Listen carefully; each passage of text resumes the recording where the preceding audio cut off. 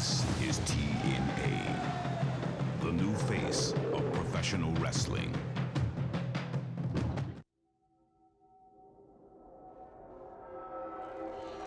As we set sail, we ask God's blessing on the most hazardous and dangerous and greatest adventure on which man has ever embarked. Genesis. On this day, with high hopes and brave hearts in massive numbers, the American people have voted to make a new beginning.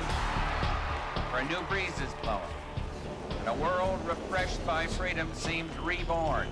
Let the word go forth from this time and place to friend and foe alike that the torch has been passed to a new generation of Americans. This is preeminently the time to speak the truth, the whole truth, frankly and boldly.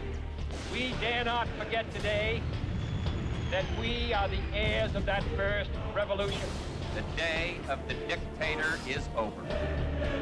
Genesis. This is not the end, but it is perhaps the end of the beginning. Welcome to the Serengeti. I've destroyed and dismantled everyone who put in my path. The 6'8", 350-pound weapon of mass destruction, the monster Abyss.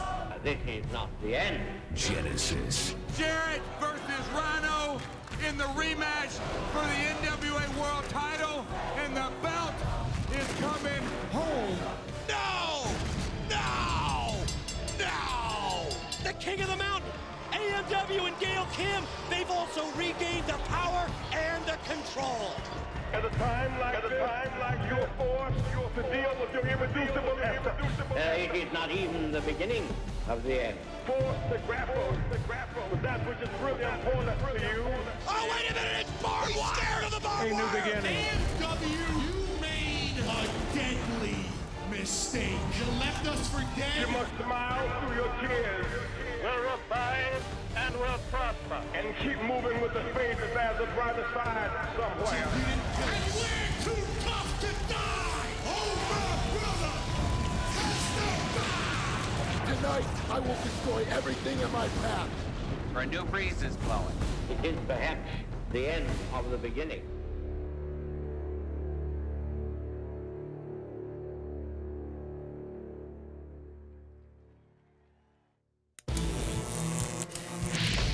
And now, Total Nonstop Action Wrestling presents Genesis.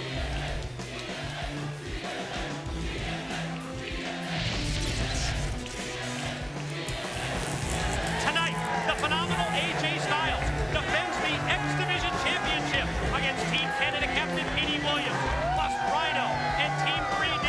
Gun for revenge against NWA World Champion Jeff Jarrett and America's Most Wanted. It's next at Genesis.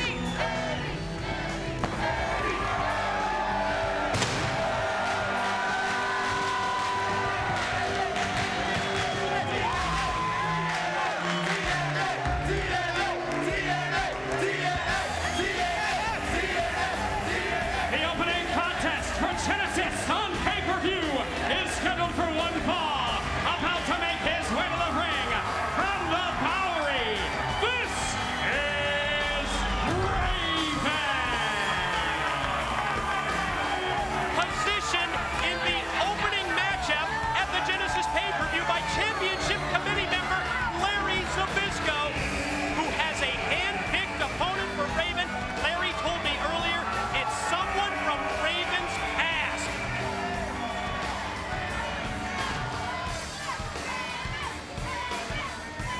Oh, wait a minute. Larry Zbyszko in the ring with security, and he's got a microphone. Straight and settled here, Raven.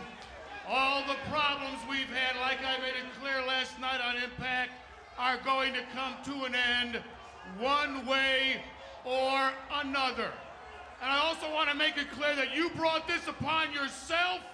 Months ago, you threw a chair in my face, you dropped me on my head twice in this very ring, and you're still blaming me for what happened in Canada.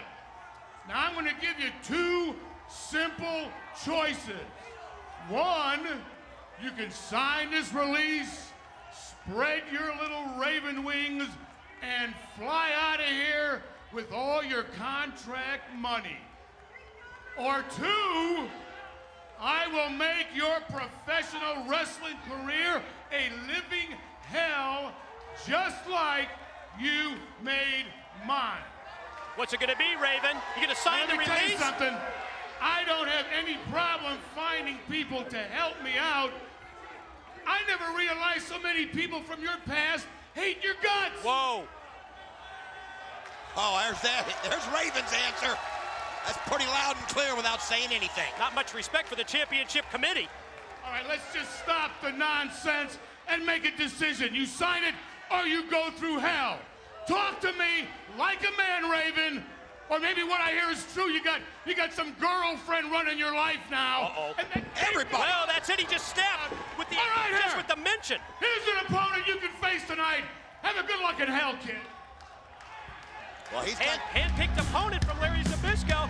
Who is it, JB? And his opponent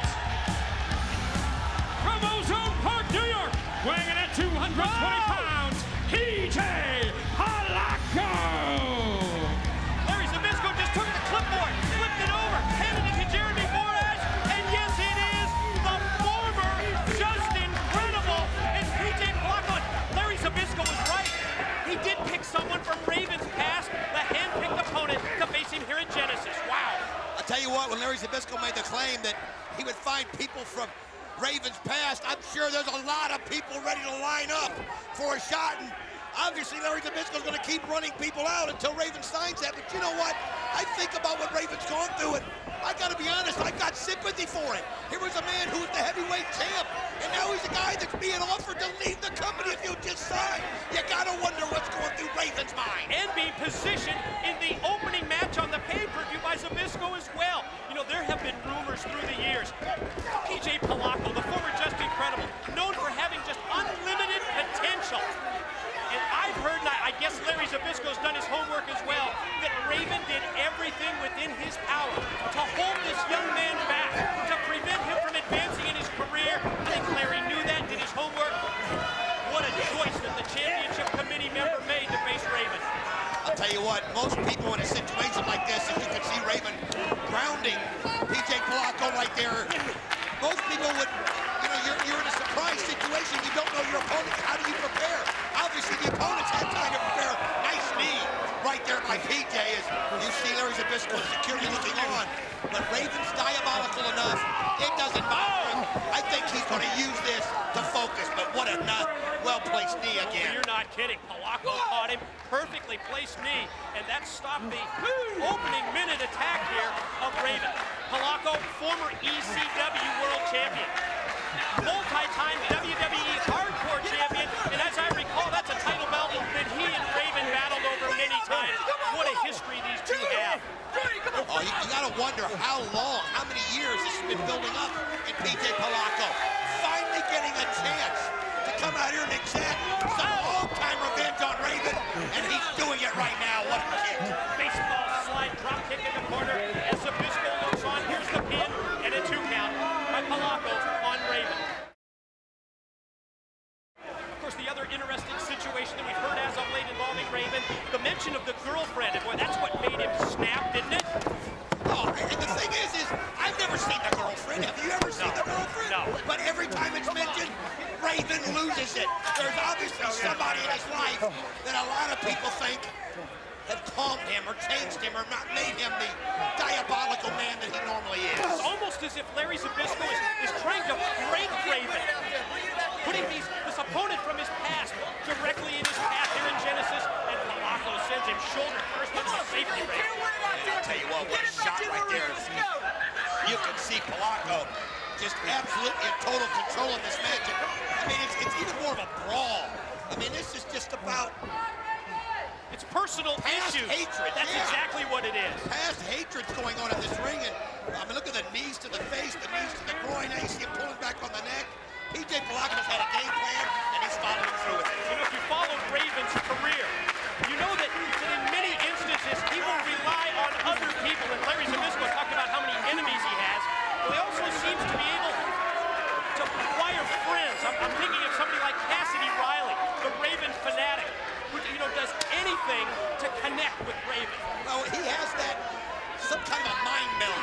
going with certain people. He knows, I don't know what type of person he looks for, but when he gets control of them, they will follow him almost religiously. Dragon sleeper attempt here by Polaco, as both men employing quite an interesting offense, keeping it primarily on the ground. Series of knees there by Raven at the top of the head of Polaco. Stopping Polaco, charges. Oh, man. Cutting with the knee, drove him out to the floor. Forceful knee, and he just sent Raven flying. You know, we talk about the enemies that Raven has. Well, he's got him a big-time enemy in Larry Zbyszko. There's the kendo stick. Oh, we just talked about Cassidy Riley, and Cassidy comes out. Oh, and he just took that Singapore cane shot to the head. But I tell you what he did do.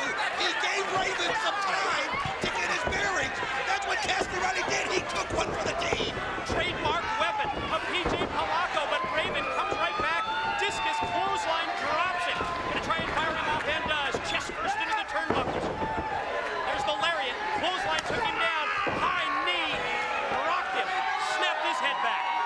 Raven right there. He got that little break that he needed. And that was Cassidy Riley coming out, giving him those few seconds. And now you can see Raven's got his bearings. Raven's got control. And PJ Polaco's winning. You're right. Turning this matchup in his favor. Raven gonna go Raven effect DDT. Telegraph the moves. Swing and miss with the clothesline. Super kick attempt. Block. Stop. Polaco fights him up. Ankle lock. Ankle lock. Submission applied. Raven took a shot to the face just to go ahead and grab that ankle. He's got a hold of it right now. PJ trying to get to the ropes. And he pulls him back into the middle. Trying to fight through the pain. Trying not to tap. Not to submit. Raven still applying the pressure with the ankle lock. Breaking and twisting on the leg, and he used his leg strength to break it. I'll tell you what, sometimes it's all about momentum right there, and that's what PJ Polaco used. Got it? No. And the leg hook could not put him away. You got to wonder how much he had in him after the ankle lock that Raven had applied. Probably took a lot out of PJ Polaco, and he just didn't have enough to get the pin. Oh, and there's a DDT. One, two, got him. The winner of the match, Raven. Oh, you see a little look of disgust on Larry Zbyszko's face right there. It didn't go the way he wanted it to. You're right. You sense the disappointment, the hands on the hips, the look on the face of the championship committee member, Larry Zbyszko, not too pleased, not too happy that Raven scores the victory over Zbyszko's hand-picked opponent. I'll tell you what, not an easy task, but you realize he's facing somebody he's not prepared for. And look at him as he does the wing spread, looking right at Zbyszko. Coming up, we will hear from 3 live crews.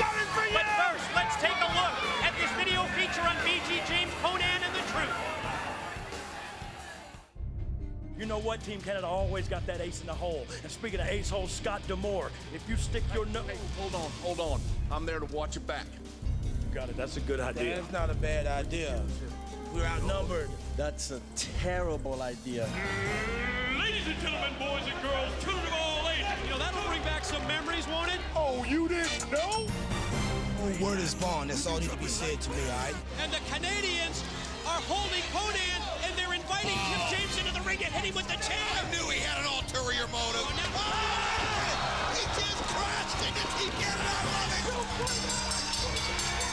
He is never been in the crowd. Can't believe it. Kip James claiming that Bullet Bob Armstrong, the father of BG James, was so proud of him that he considered him a son, one of the family. Conan feels that the 3 live crew breaking apart. That's what bothered Conan the worst. Think of the long history, the association that BG James has had through the years with Kip James, formerly known as... Whoa!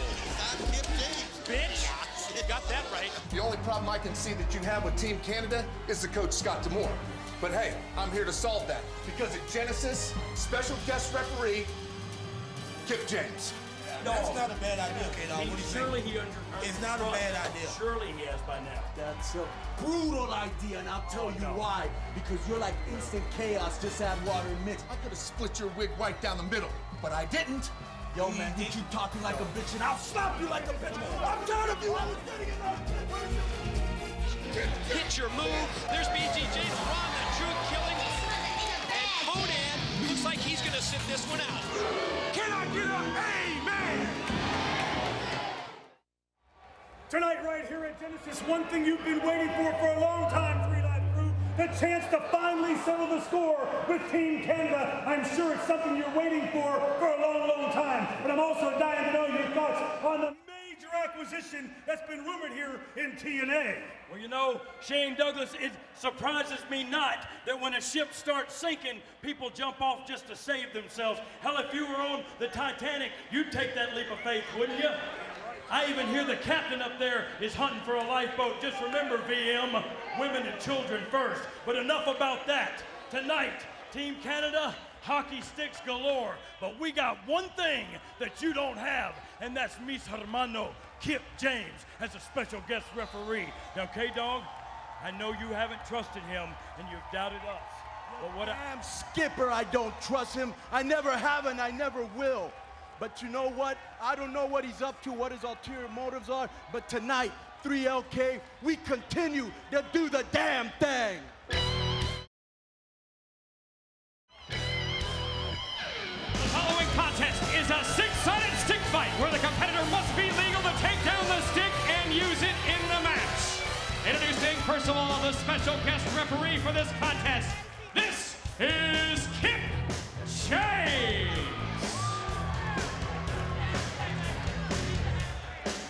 Special referee Kip James, referred to by Conan as instant chaos.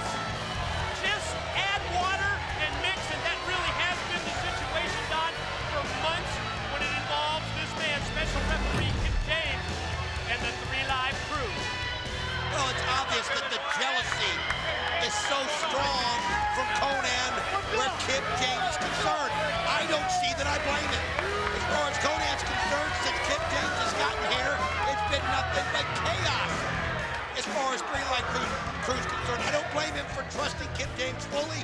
You can't trust anybody in this business, but I will say this. It has seemed that Kip James has been very sincere as of late.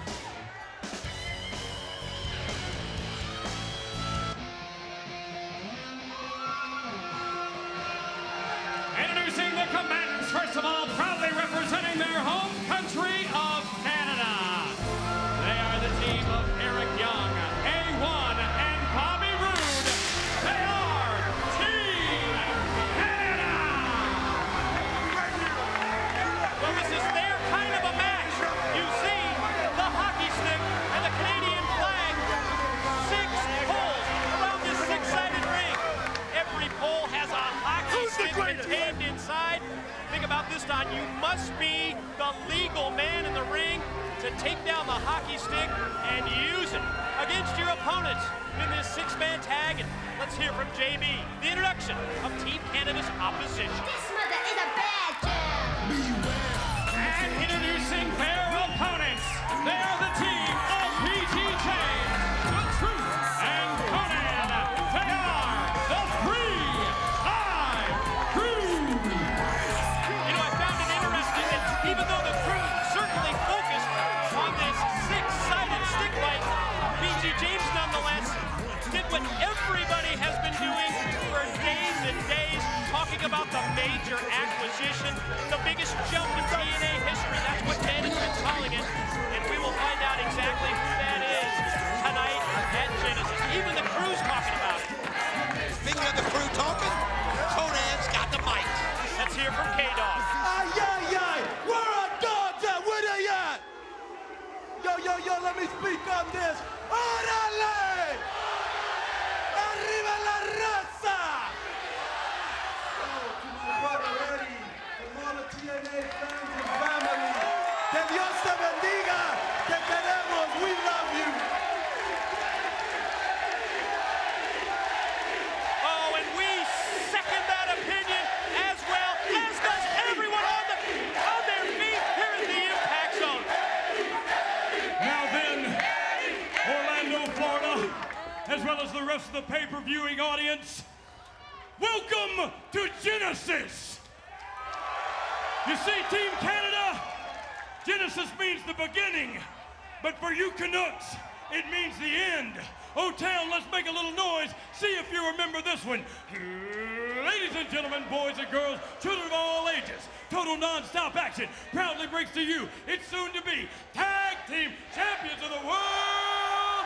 Not 1, not 2, but the 3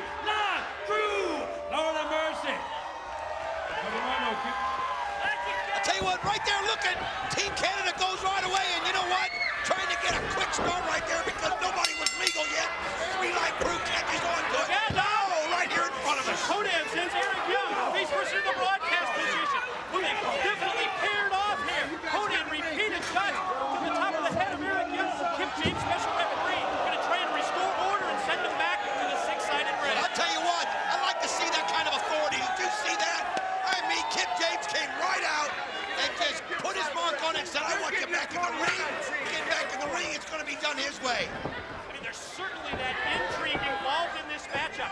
How will Kip James interact as referee with both Team Canada and the crew? And check this out.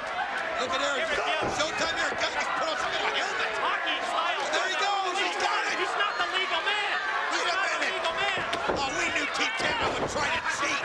Oh, look at this. And they've already done it. He can't have this thing. Oh, man. Look at the look that Kip James is giving him. Kip says, hand it over. What's Showtime going to do? No. That's what happens when you grab it and you're not legal. Law and order. Kip James, special referee. What kind of a helmet? Jeez. Like he's scared of Kip James, man. Pouting like a little kid right there when he got his toys taken away. Canadians take control of the early going. Bobby Roode sends BG face first into the top turnbuckle. Boom! Oh, a headbutt and a vicious right hand to the side of the head. Oh, you can see right there. I mean, I gotta reiterate. Kip James is showing his authority from the start. We saw it when he got everybody back in the ring. We saw it when he took the stick away from Eric Young. We saw it right there when he looked at Bobby Roode and said, no close fist. It's gonna be done his way or no way. Drops down with the knee, goes for the cover, leg hook, Kip James for the count. Just two on the shoulders of Bobby Roode. Of course, the long history between BG James, the man in the ring, and Kip James, formerly the New Age Outlaws. Multi-time tag champs, BG. I think he got a nosebleed. I'm just trying to. It's like he's saying it's too high. He's telling the truth to go up there and get it. Well, we saw Eric Young get it. Here we go. Truth gets the tag. He's the legal man, and as a result, you can take that stick down and use it. You gotta climb the pole. Nice kick right there by the Truth, which now gives him a shot as he gets up high. This is the way you do it. Run the Truth Killings, taking the hockey stick out of the pole. He's got possession of it, and now he can use it, but he's got his back turned to Bobby Roode. I'll tell you what, Bobby Roode not wasting any time right there. He almost let him get it, so he was vulnerable, and he knew he had him, and now that stick is not even in play as it's gone to the ground somewhere. Yeah, the stick ended up in the corner of the Three Live Crew. And Conan's got it in his feet as Bobby Roode rifles off those right hands. Nice float over out of the corner by the Truth. Drop down to avoid the clothesline, and then caught him. Leg lariat, cover, pin. Kip James counts, two. No. Fair cadence to the count to this point, the first couple of times. You can't accuse him of counting fast. You can't accuse him of counting fast for the Crew. I gotta admit it. He's calling it right down the middle, Mike. Eric Young in, Eric Young down, drop toe hold by the former two-time NWA World Heavyweight Champion, Ron the Truth Killings. I'll tell you what, the Truth, the athletic member of Three Live Crew, this guy has so much agility, so much ability. And, now they can use it. And look at this shoe on the end of it. The patented shoe that Conan loves to use on the end of the hockey stick. And all the Canadians, including A1, go down, and now Conan's going to fire the shoe at Eric Young. And that's a bullseye. I'll tell you what, he hit him dead square in the chest right there. That big size 14 or whatever that is that Conan wears. And BG gonna try to get up there real quick, but Showtime Eric Young right on him, which is what you gotta be. That's the key, too. You can't turn your back on the opposition. You've got to climb the wall, and then climb up the pole, and then, of course, you're gonna take time just to get the hockey stick out of the post. BG gonna try it again. He's got it this time, and he's got it in his hand. You can see that you gotta be very careful coming back down there. Look at that. Again, Bobby Roode times it perfectly. Charges in, precarious position, and drops down electric chair style following. I'll tell you what I noticed, though. The hockey stick flew back over in the Three Live Crew's corner. There's a couple of them over there already. Roode drops the elbow, and again, point of the elbow directly across the chest from the middle rope. Bobby Roode goes airborne. Oh, what a shot with the knee right there, Mike. Gonna go for the pin here. Roode cover. Kip James counts two. Oh, he got his foot on the ropes. 1, 2. I'll tell you what, I swear the count was the same both ways. Bobby Roode complaining. He's got nothing to complain about. It was an exact cadence with the other counts. Tag now in to the muscle of Team Canada. Conan and Kip James arguing. Boy, that's a shock. Haven't seen that for months, have we? Well, I'll tell you all Conan did right there was cost his partner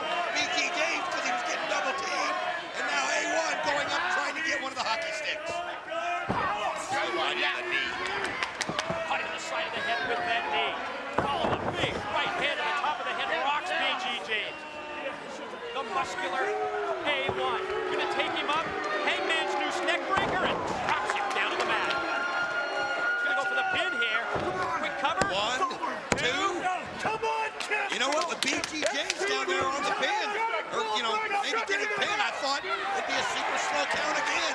Kip James not doing it. Right, That's no the professionalism in Kip James. No complaints at all. Eric Young, he drops the elbow. He goes for the cover. James counts two. BG able to escape. I swear that was quicker. BG gonna get back up to his feet, courtesy of Eric Young. Will take him up, back break across the knee. Has the far leg hook, Kip again down for the count, and again, just two, only two. I'll tell you what, it's got to be hard there when you've heard so many professional refs do counts and you've had your shoulder blades to the mat. You probably get a rhythm, and you get, when you got to lift your shoulders, you see Showtime Eric Young, the daredevil of this team, going up to the top and getting the stick, and he's got it. But BG James right there, and he drops it to the floor. Yeah, BG caught him with a blow to the back, and you're right, the stick drops down to the arena floor. This is the opening for BG right here to turn this match up, turn it around, and get it in favor of the crew, but Eric Young gets the boot up. Oh, nice shot right there by Eric Young. What you got to realize is he goes for the pin. Come on! 1, 2, not enough.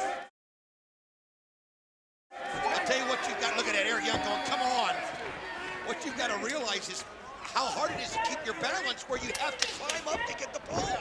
That's why you see the guys gingerly trying to get down because you're stuck way up above the ring. And before that, you have to sufficiently weaken your opponent to the point that you can turn your back on him, climb up the turnbuckles, and then try and take that stick out of the post.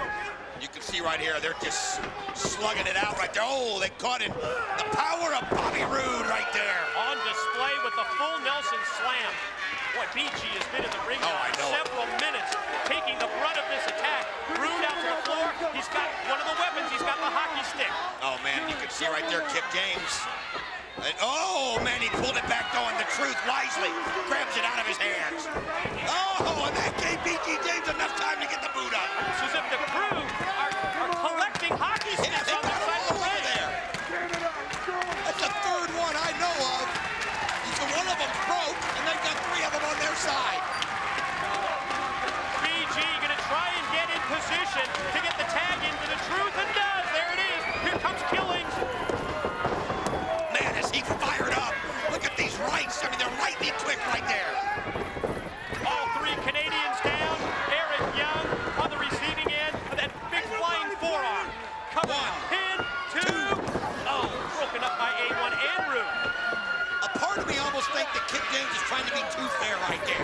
Trying not to look like he's showing favoritism. I mean, he's under the microscope. Can you blame him? That's a good point. More attention than really you ever see for a referee. Is BG going to go pump handle here on Bobby Roode? Takes him up. Roode floats over. Oh, and he just feeds him right to A1. Well, you're right. Tossed him right into the clothesline. But the Truth comes back. And the Truth goes for the axe kick. What an axe kick that was! Did you see how high he got up in the air? Out of the fireman's carry. Bobby Roode has the Truth up. Valley driver down. Oh, there's the elbow right there by Eric Young. Right across the chest of the Truth. Conan rolls through. Could it be the Rolling Thunder? That's exactly what it is. Rolling Thunder lariat, Eric Young. Oh, here he goes right here. Going to go for the submission hold and looking and pulling. You can hear Eric Young screaming. Listen to him as Bobby Roode gets the boot in there to break it up. Tequila Sunrise submission hold applied by Conan, but you're right. Canadians watching their backs. Remember earlier, Scott D'Amore, the Team Canada coach, you see he's got business backstage talking about the major acquisition here in TNA. He's not at ringside, but the Canadians are there at every turn to watch each other's backs, and Bobby Roode's got a hockey stick. D'Amore's back there probably sucking up to the major acquisition, trying to talk him into joining forces, I'm sure. Oh! Almost like a sword fight right there. That's what it is, and the Truth just broke the stick over A1's back. Oh, turned Eric Young inside out right there. Canadians getting a taste of the hockey sticks that they normally use as their own weapon. Oh, look at this. The Truth, he's got the hockey stick perfectly placed. Ouch! Mamma mia! Do the damn thing off the top. 1, 2, got it! This mother is a bad The winners of the match, the 3-5 Crew.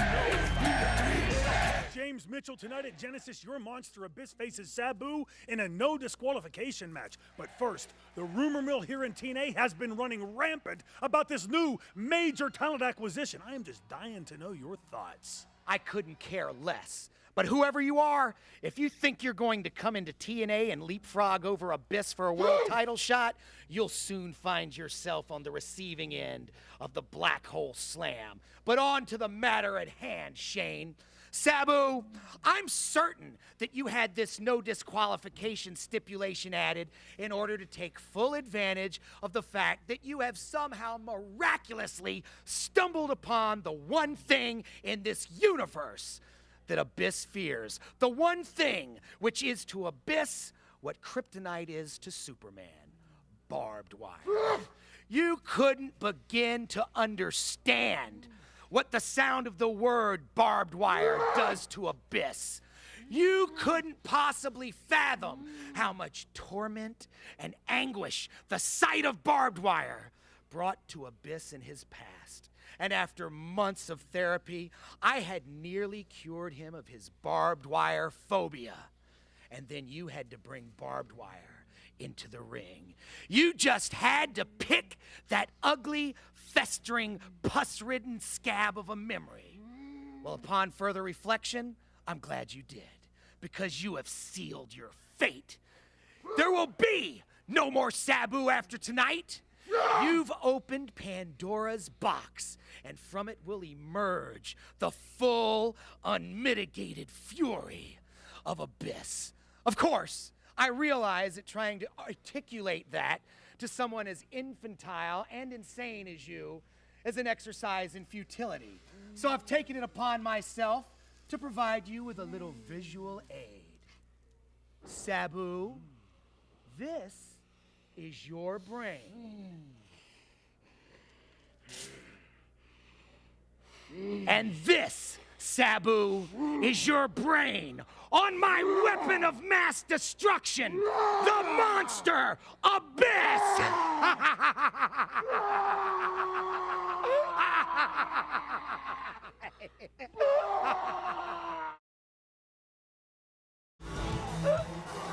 And welcome back, everyone. Universal Resorts, Universal Studios in Orlando, Florida, the site of the Genesis pay-per-view. It's Mike Tenay and Don West at ringside.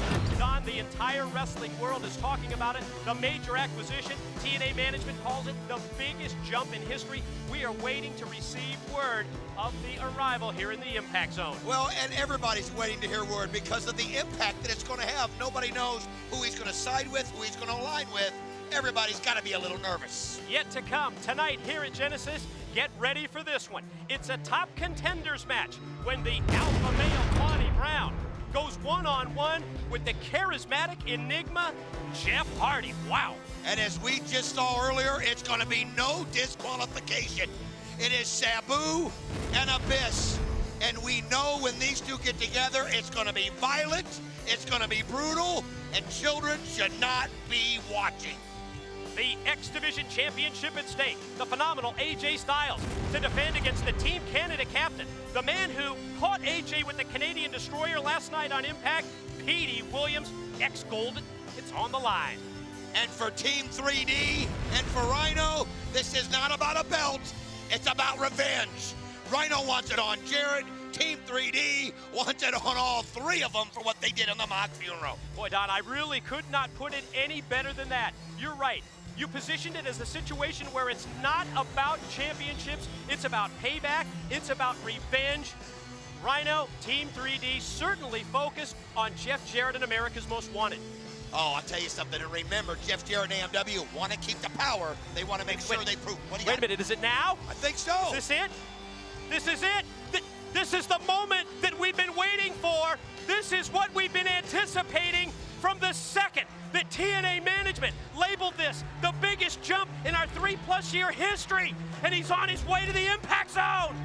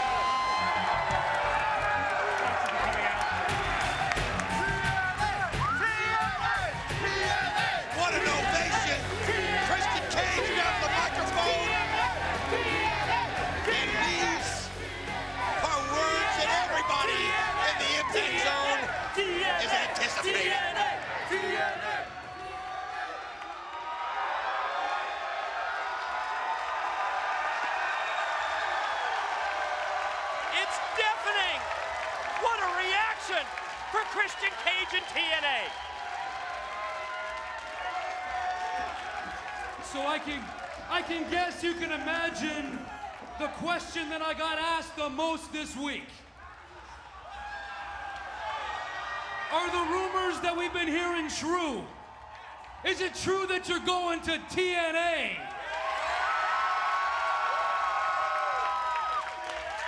And if so, why? Well, I'll tell you this much.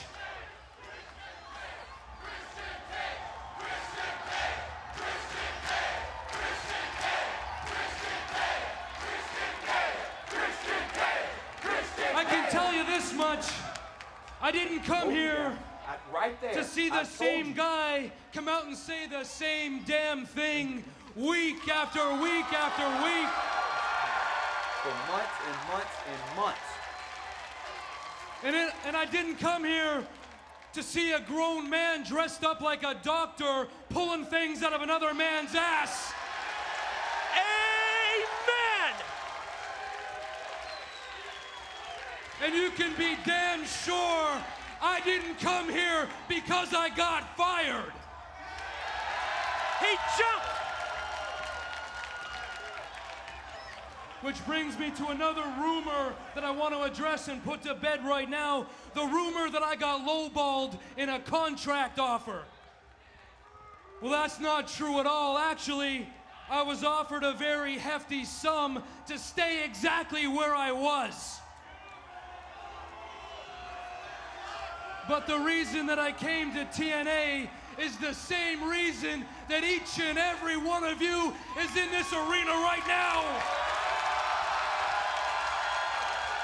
The same reason that everybody's watching Genesis live on pay-per-view. And that reason is that I love wrestling. Then you come to the right place.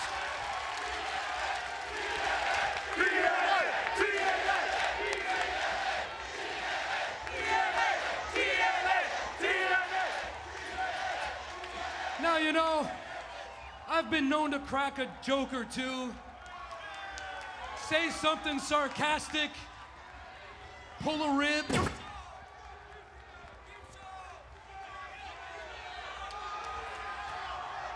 But I don't want anybody to ever forget the fact that I am without a doubt the greatest all-around performer in this sport today.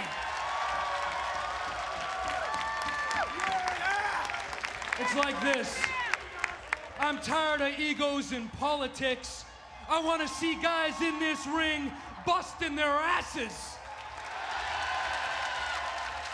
I want to see wrestling reinvented. Like last night, I turn on Spike TV, I'm watching Impact. Little plug for you. And it reminded me of when I broke onto the national wrestling scene 8 years ago. There was two companies. One was old, stale, and lacking direction. The other one I was a part of. It was young, hungry, and cutting edge.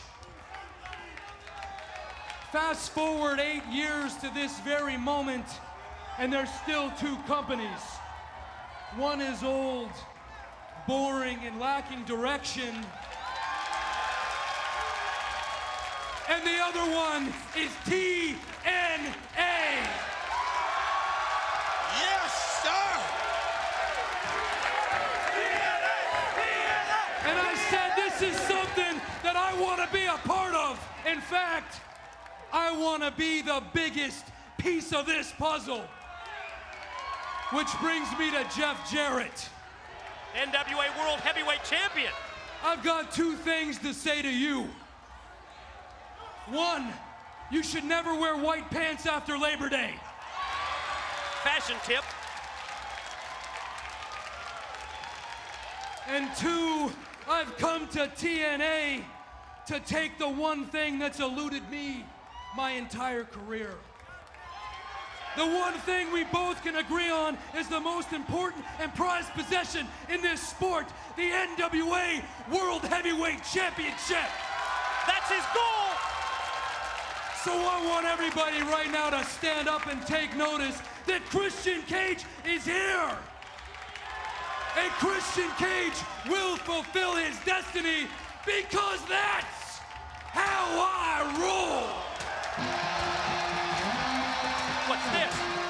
Well, it's obviously Scott D'Amore and Team Canada, and he's got a big grin on his face. It's the boss of Team Canada. It's Coach Scott D'Amore, accompanied by Bobby Roode. D'Amore coming to the ring to confront Christian Cage. Oh, I'll tell you something. It will be a dark day if these two hook up. I don't know. Look at the look on D'Amore's face. Oh, it's a shit-eating grin. Look at that thing. I've been looking for you all night. Christian Cage in a TNA Wrestling ring. And nobody in this building or anywhere around the world is happier to have you here than me.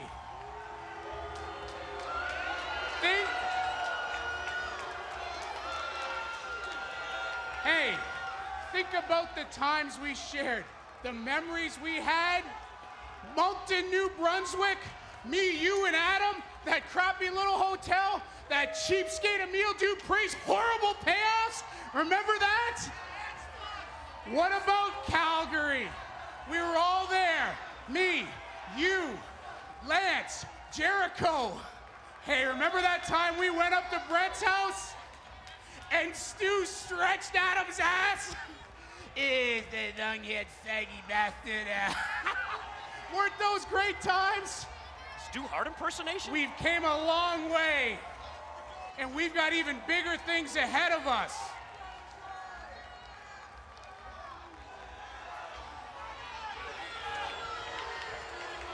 What's it gonna be, D'Amore? You see, I heard what you said about Jeff Jarrett and the world's heavyweight title. And hey, everybody wants to be world champion. It's every boy's dream. But I know if there's one person in this business that I don't have to explain how crucial it is to align yourself with the right people politically, that person is you. And it doesn't take a genius to see that we're in the midst of a shift in the balance of power. Petey Williams will walk out of this ring tonight with the X title to add to America's Most Wanted's tag title, to add to the crown jewel of them all, Jeff Jarrett's World Heavyweight Championship. And with you, Christian Cage, joining the fold, we'll rule this place together. They do have a history. Oh, he's obviously playing on it. Well, Scott, that sounds pretty good, but let me ask you a question. Whoa, whoa, whoa, whoa, whoa, whoa, whoa, whoa. Bobby Roode? There's no questions, Christian. Do you not understand what Coach D'Amore is offering you? Do you not understand the opportunity that's knocking on your door right now? You have an opportunity to walk into TNA and be a part of something that me and the rest of the boys have been busting our ass for the last 3 damn years.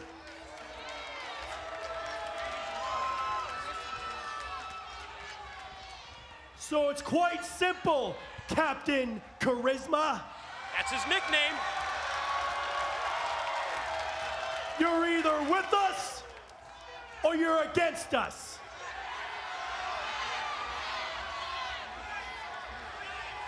Do you understand the words that are coming out of my mouth? We want an answer right now. Whoa! Bobby Roode, Christian Cage nose to nose. Check out D'Amore. Looks like he's gonna try and calm Roode down. Hey, Bobby, zip it. We don't need an answer right now, Christian. We've got a little time. But I was sent here to get an answer from you tonight. And I know that you'll make the right choice. Is that a Team Canada t-shirt? Tell you what an acquisition that'd be for Team Canada. That would give them some major stroke.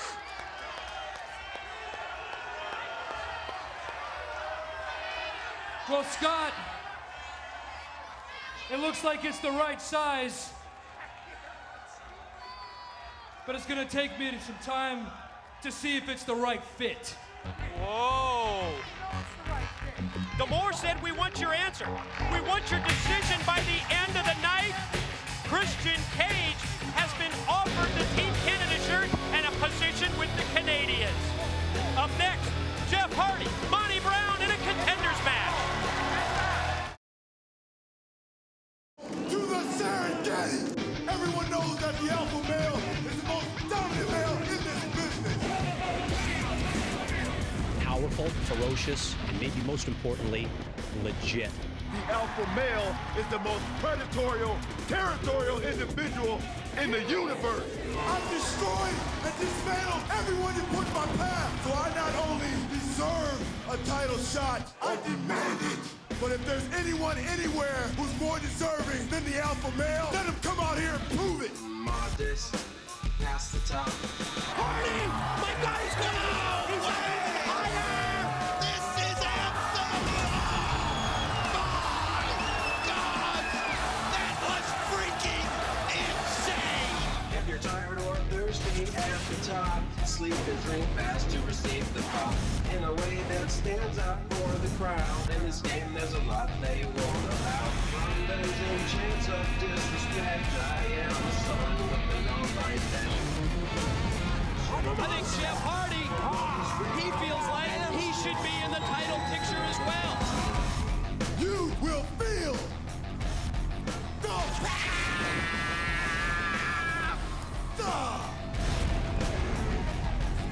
period.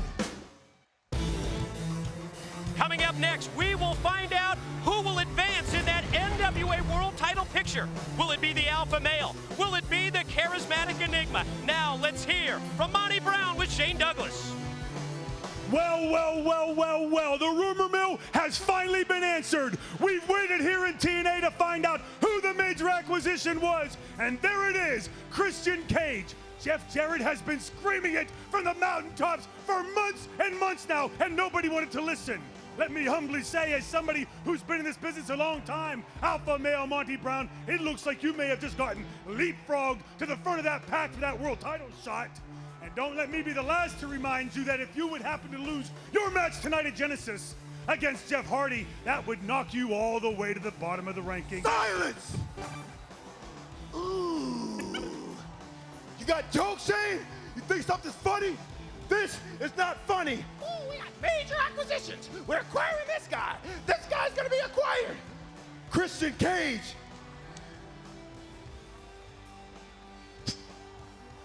You definitely reek, but it's not of awesomeness. I don't care how you roll, but you roll onto the Serengeti, the only thing that's rolling out is your head. And then you want to talk about the charismatic Enigma, the psychedelic psychotic.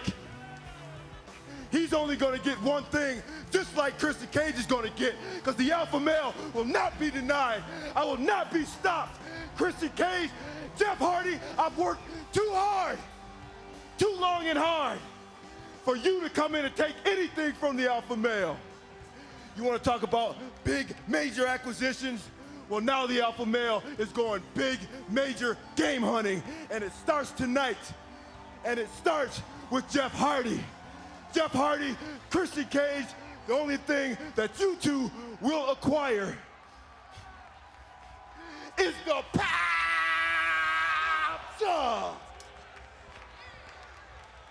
Period.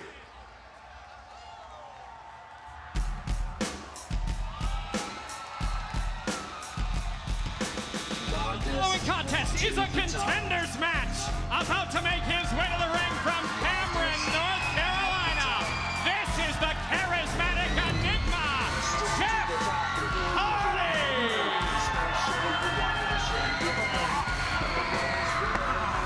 It was 3 weeks ago tonight at our Bound for Glory pay-per-view that the charismatic Enigma, Jeff Hardy, jumped from the ceiling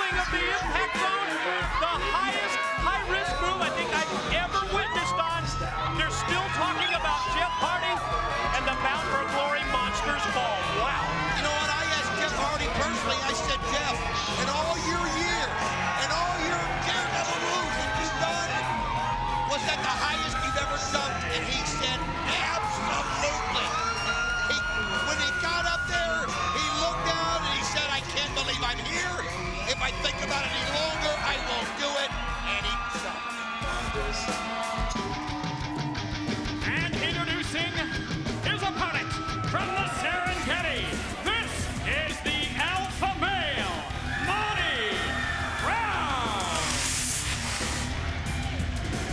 The Alpha Male did not take too kindly to the suggestion from our broadcast colleague, the franchise Shane Douglas, that he would be, in essence, leapfrog because of the arrival of Christian Cage in TNA.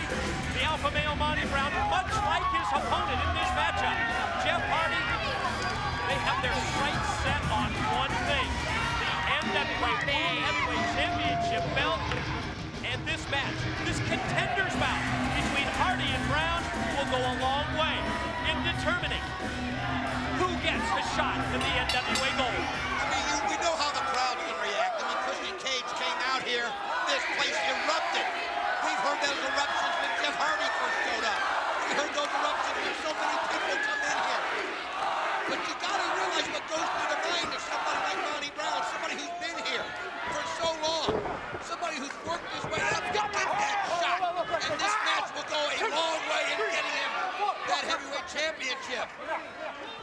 But Monty Brown has got to wonder what's going on, and he's got to wonder if he's going to get leapfrogged like Shane Douglas mentioned. Well, you're right, Don. We've seen some incredible reactions to people arriving in TNA, but I don't think we've ever heard anything quite like the Impact Zone response to Christian Cage. We see the jawbreaker, Hardy springs off the ropes. I think this is a good strategy here. I'm surprised in essence that he's taking the power to the Alpha Male Monty Brown. I think he's catching him off guard.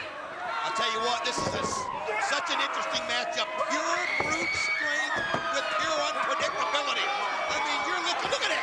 How do you prepare for something like this? You wonder if the guy's all there.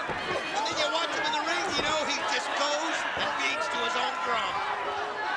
And I'm talking about Jeff Hardy. Monty Brown puts on the brakes. This is Hardy was going to shoot him off into the ropes. Brown connects first with a knee, tosses him overhead. What a fall-away slam. I'll tell you what, though, Jeff Hardy, interesting strategy. Trying to kind of get into the mind, I think. Jeff Hardy, I think, knows that Monty Brown, I think, was a little rattled about Christian Cage coming out here, and he's got to use that. And he's just got to do some unorthodox things, and he goes for the pounds, and look at Hardy. He holds on to the ropes.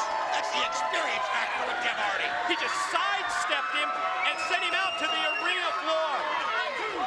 The Alpha Male Monty Brown, able to move out of the way. Avoid the baseball slide kick, and then shoot Hardy back first into the steel. It was a good move on Hardy's part, shorten the distance, go through it. But Monty Brown ready for it and took advantage of it. Now he's got the momentum as he just slams him right in the rail. And I'm not sure that Jeff Hardy really wants to be put in this position where he's battling out here on the arena floor with the 6'2", 267-pound former National Football League linebacker. Brown drops him across the safety rail and then tosses him over the post and into the crowd. I'll tell you what, you want separation if you're Jeff Hardy. You do not want to be in an enclosed area. That is advantage. Monty Brown, he will destroy you. But this is what Jeff Hardy does. He gets into an area where he can go high risk, where he can get some freedom. He's moving the crowd out of the way. You're right, positioning and motioning for the fans to move out of the way. Hardy leaps across. He leaped from the crowd completely over the safety rail and dropped the Alpha Male. You can see though it cost him too as he took a heck of a shot right there. That's what Hardy does. I mean, he will put his body on the line. But he knows he's going to have to do that. He knows he can't go toe-to-toe with the Alpha Male. He's got to get force and momentum on his side, and that's what he did.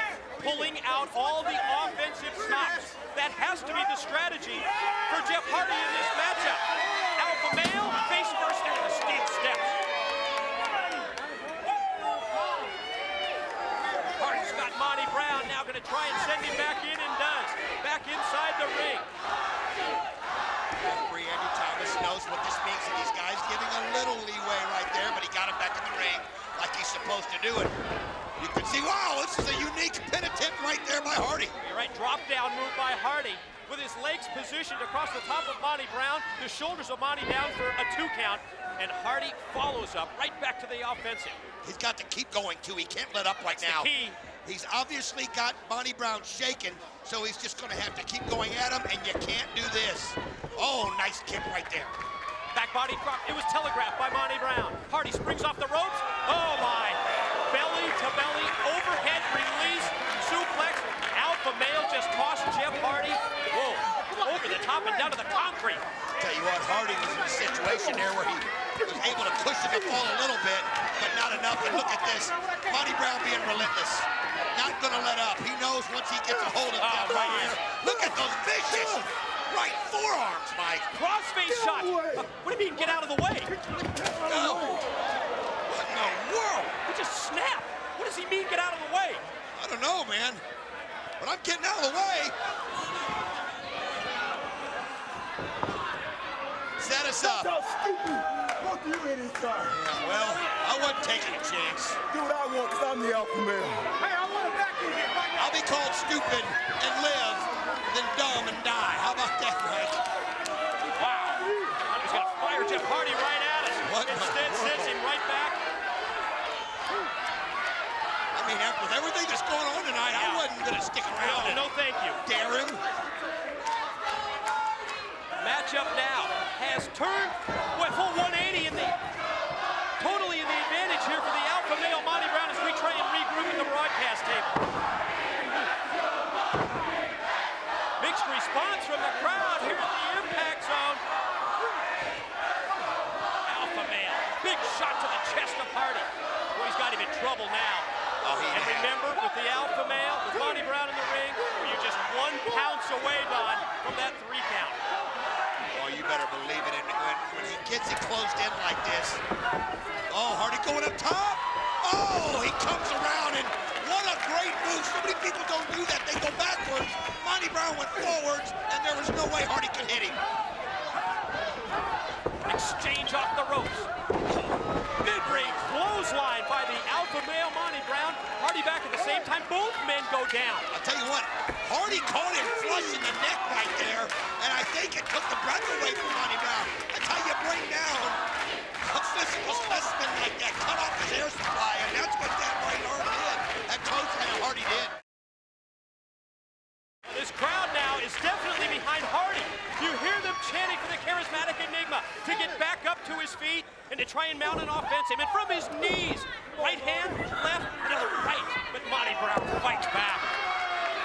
Boy, just too powerful. I'll tell you what, he's focused.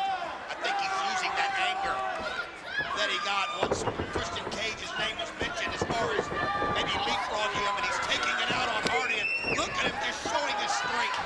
Well, he's going to try and beat him in his own power game after 2 clotheslines. Oh, wow! That was a twisting corkscrew of some sort. What a move by Jeff Hardy, and he catches him. And remember, he always has the swanton, and he just caught him with a boot right into the midsection. We always talk about the pounds, but we have to keep in mind and in consideration Jeff Hardy's swanton as well. Make a wish, Jeff. Look at the expression on Monty Brown's face right there. That'll take your breath away.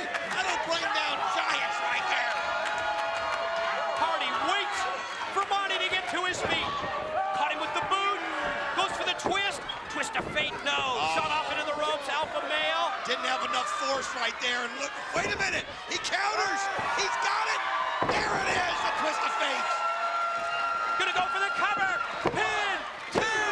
No, he was How close can you get? I'll tell you what, Monty Brown, I think, is still reeling from the shot in the lower region, if you know what I mean. And he's not been able to catch his breath, and Jeff Hardy taking advantage of it. Swanton, he yelled. From the ring apron, gonna try and head to the top.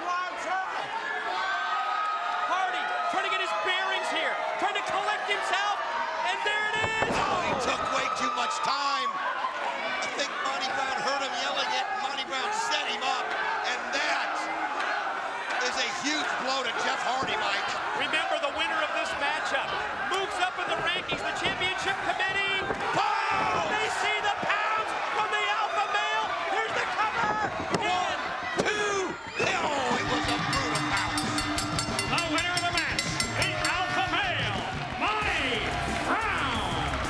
Larry Zbyszko said it. The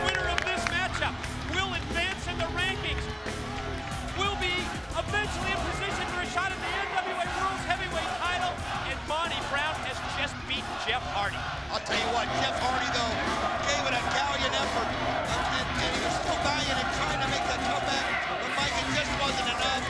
He hit by the pounds. It's our first ever 4-on-4 Elimination X. Nobody leave.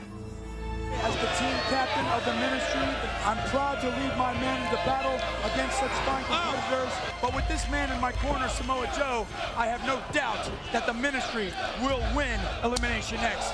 And it's Samoa Joe, the fallen angel Christopher Daniels, Alex Shelley, and Roderick Strong against the team of Chris Sabin, Sanjay Dutt, Matt Bentley, and Austin Aries. You are going to see the X Division at its best. Samoa Joe, he's going to be the strength of the team, but he definitely shouldn't be the leader. He shouldn't be the mind of the team. When Joe realizes that I'm the man with the experience, I'm the man that should be driving the boat, we're all going to be 100% copacetic. 280 pounds of a brick wall from Samoa. The blind tag was made from the apron by his partner. I was born as a slave to you. Samoa Joe returns the favor. Don't understand what I do. He said, prove yourself. Finish him off. The things that desire I do not do. Communication problems. What I hate is what I do. I'm not a slave. You're lost again. I'm not a slave. No life again.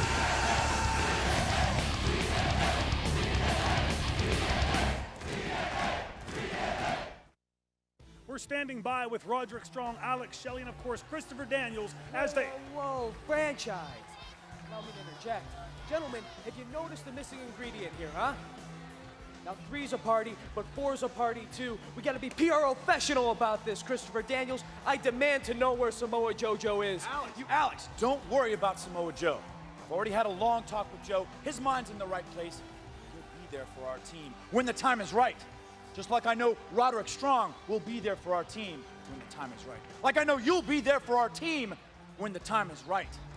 You're all very important parts of my ministry. And it's my pleasure to lead you into Elimination X today at Genesis. Do I hear you correctly, Christopher Daniels? Are you calling yourself the leader, the captain of, what, your ministry? Well, Shane, who better to lead the ministry into battle than the man who held the X Division title longer than anyone else? Who better to lead this team than the man with 13 years professional experience in a wrestling ring? But Shane, if you still disbelieve my words, then allow us to enlighten you with our actions. Gentlemen, let my will be done tonight in the ring.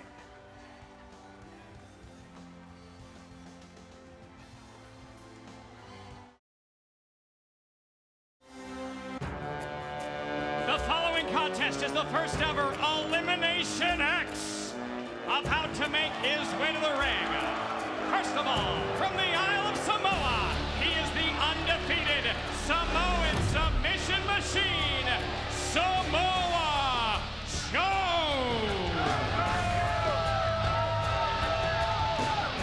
He was not a part of the interview backstage conducted by Shane Douglas, but Christopher Daniels, the fallen angel, says that he had a talk with him earlier today, and that Samoa Joe is on the same page as his teammates. Introducing competitor number 2. This is Alex Shelley. As we see Alex Shelley come down the ramp, though, I've got to wonder how the chemistry's going to be between Christopher Daniels and Samoa Joe. We saw the friction. We saw it. We saw the look in their eyes. And they coexist together. Christopher Daniels take the big stuff. Yes, so remember, the looks that they gave each other, Don, on our recent 2-hour primetime Spike TV special, Daniels doesn't seem worried. Introducing their partner from Tampa, Florida, he is Roderick Strong. Roderick Strong, known as the Messiah of the Backbreaker. He can hit you with that Backbreaker move from so many different angles and different positions. You have to see it to believe it. And introducing the fourth. About to make his way to the ring from the City of Angels, he is the self-proclaimed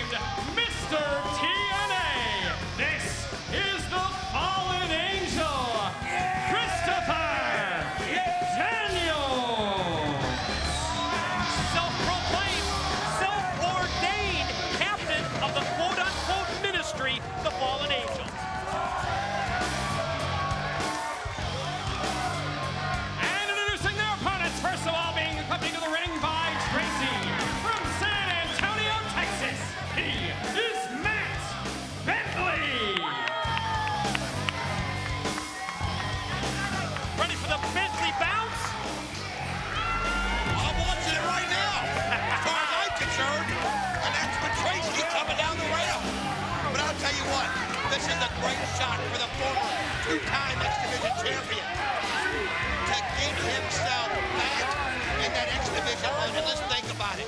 It's going to be that way for every single person in this match tonight. Great point. Introducing his tag team partner from Milwaukee, Wisconsin. This is Austin Aries. You just touched on it a second ago. I agree with you. TNA management, Larry Zbyszko from the Championship Committee, I think you have to consider the result of this match when you make a decision on who the top contender is going to be. Introducing from India, Sanjay Dutt. These guys have to work together as a team. That's obvious. But they also want to shine. They want to be impressive to TNA management. And finally from Detroit, Michigan, Chris Sabin. Like his teammate, Matt Bentley, you're looking at a former X Division champion, 23-year-old Chris Sabin, the 5-year pro from Hell, Michigan, to round out the 4-man team with Sanjay Dutt, Austin Aries, and Matt Bentley. It's time for the first ever TNA Elimination X. First thing I'm noticing, again, Samoa Joe being standoffish. As you see Roderick Strong, Alex Shelley trying to get him involved, getting back with the team. Christopher Daniels, though, seems confident. He's over there on his side. He said he talked to him earlier today. He said they're on the same page. Obviously, Shelley and Strong are a little nervous because they know how important Samoa Joe is to victory for this team. It's 4-on-4 when we start off at Elimination X. When you are pinned or when you submit, you're out. You're eliminated. So obviously we're going to have a 4-on-3 situation at some point, and who knows how the numbers go from there, Don.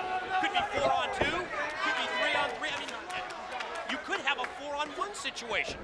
The bottom line is you're going to be out there one-on-one at all times. Even if you are outnumbered, you just got to concentrate on the opponent that is in the ring with you. You can't be looking past it and thinking, oh man, I've got 2 more I got to beat after that. It's one game at a time, one match at a time. I know that's a cliche, but you really got to be that way in this kind of a match. Matt Bentley tries to shoot Roderick Strong off into the ropes, but Roderick Strong, he just used Bentley's long hair as a handle that time. Just grabbed on and cinches back in with the side headlock. I'll tell you what, as you see the shots there by Bentley, Roderick Strong told me, be watching for a unique variation of one of his backbreakers. He said he's got something new. He's going to try to work in there. And I mean, the guy's got so many of them, how can he think up any more? Oh, great action here. You saw the side headlock by Strong, stuffed off into the side head scissors, and then Bentley immediately takes control and grabs the headlock on Roderick Strong. Strategy here is going to be very interesting with these 8 men, because they definitely represent what the X Division is all about. Boy, you got that right. And I'm going to tell you, wow, man, was that a shot that echoed through the impact zone. Oh, listen to that. I will tell you this. A lot of people would sit there and go, well, I get it. If you're not in the ring, you can't get eliminated. Let me tell you something. These guys are warriors. They're athletes. They want to be the ones getting the pins. They don't want to be on the sidelines. You're not going to see anybody ducking, getting in that ring with anybody. And at the same time, consider this match a proving ground for these 8 men. We mentioned earlier, TNA management, championship committee member Larry Zbyszko. You've got to monitor this match when you consider who's going to be next in line for a shot at the X Division title. And of course, later tonight, AJ Styles and Petey Williams to fight for that X Division belt. What agility right there. Sanjay Dutt. Look at this guy. Oh! I'm dizzy. Are you? I am too, but he just kept going and going, and then Roderick Strong didn't know where he was. That's 720? How many revolutions did he make? I got lost. Like an 1100. I'll tell you something, though. That's what's so good about that move by Sanjay. Even when he kind of fell off of Roderick Strong had no idea where he was, and he was able to take advantage of it. So Sanjay connects. Drop kick to the side of the head of Alex Shelley. Oh, look at that off from the hand. Nobody's going to buy into that, but a nice kick, though, to the back of the leg. He begged off momentarily. Sanjay lost his focus, connected with the kick. Sanjay springs off the ropes. Shelley quickly reverses around into the hammerlock and then takes him down with the single leg. You know, it's almost like you're watching Olympic wrestling when you're watching that. It's like you're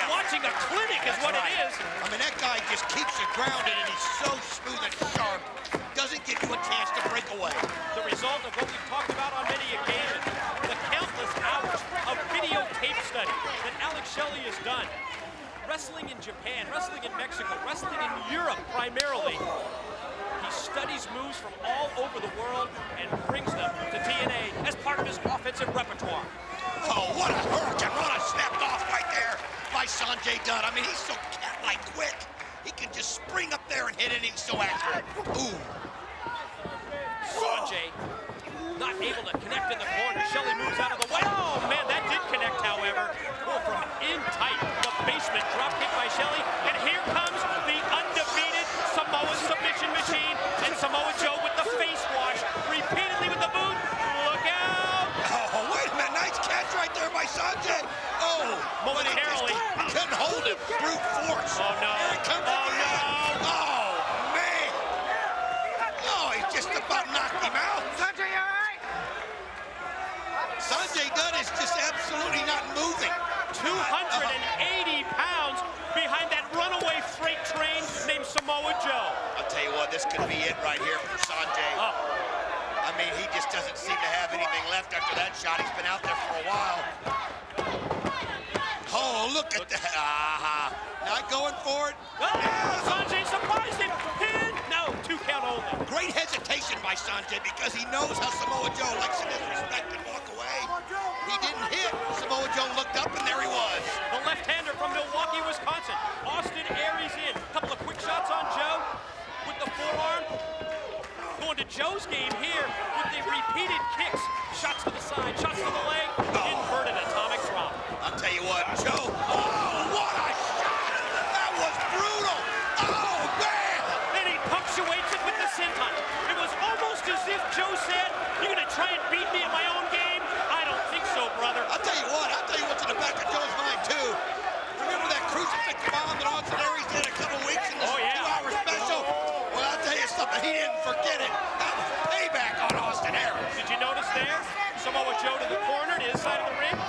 Tag in to his partner, the Fallen Angel. Aries shot off.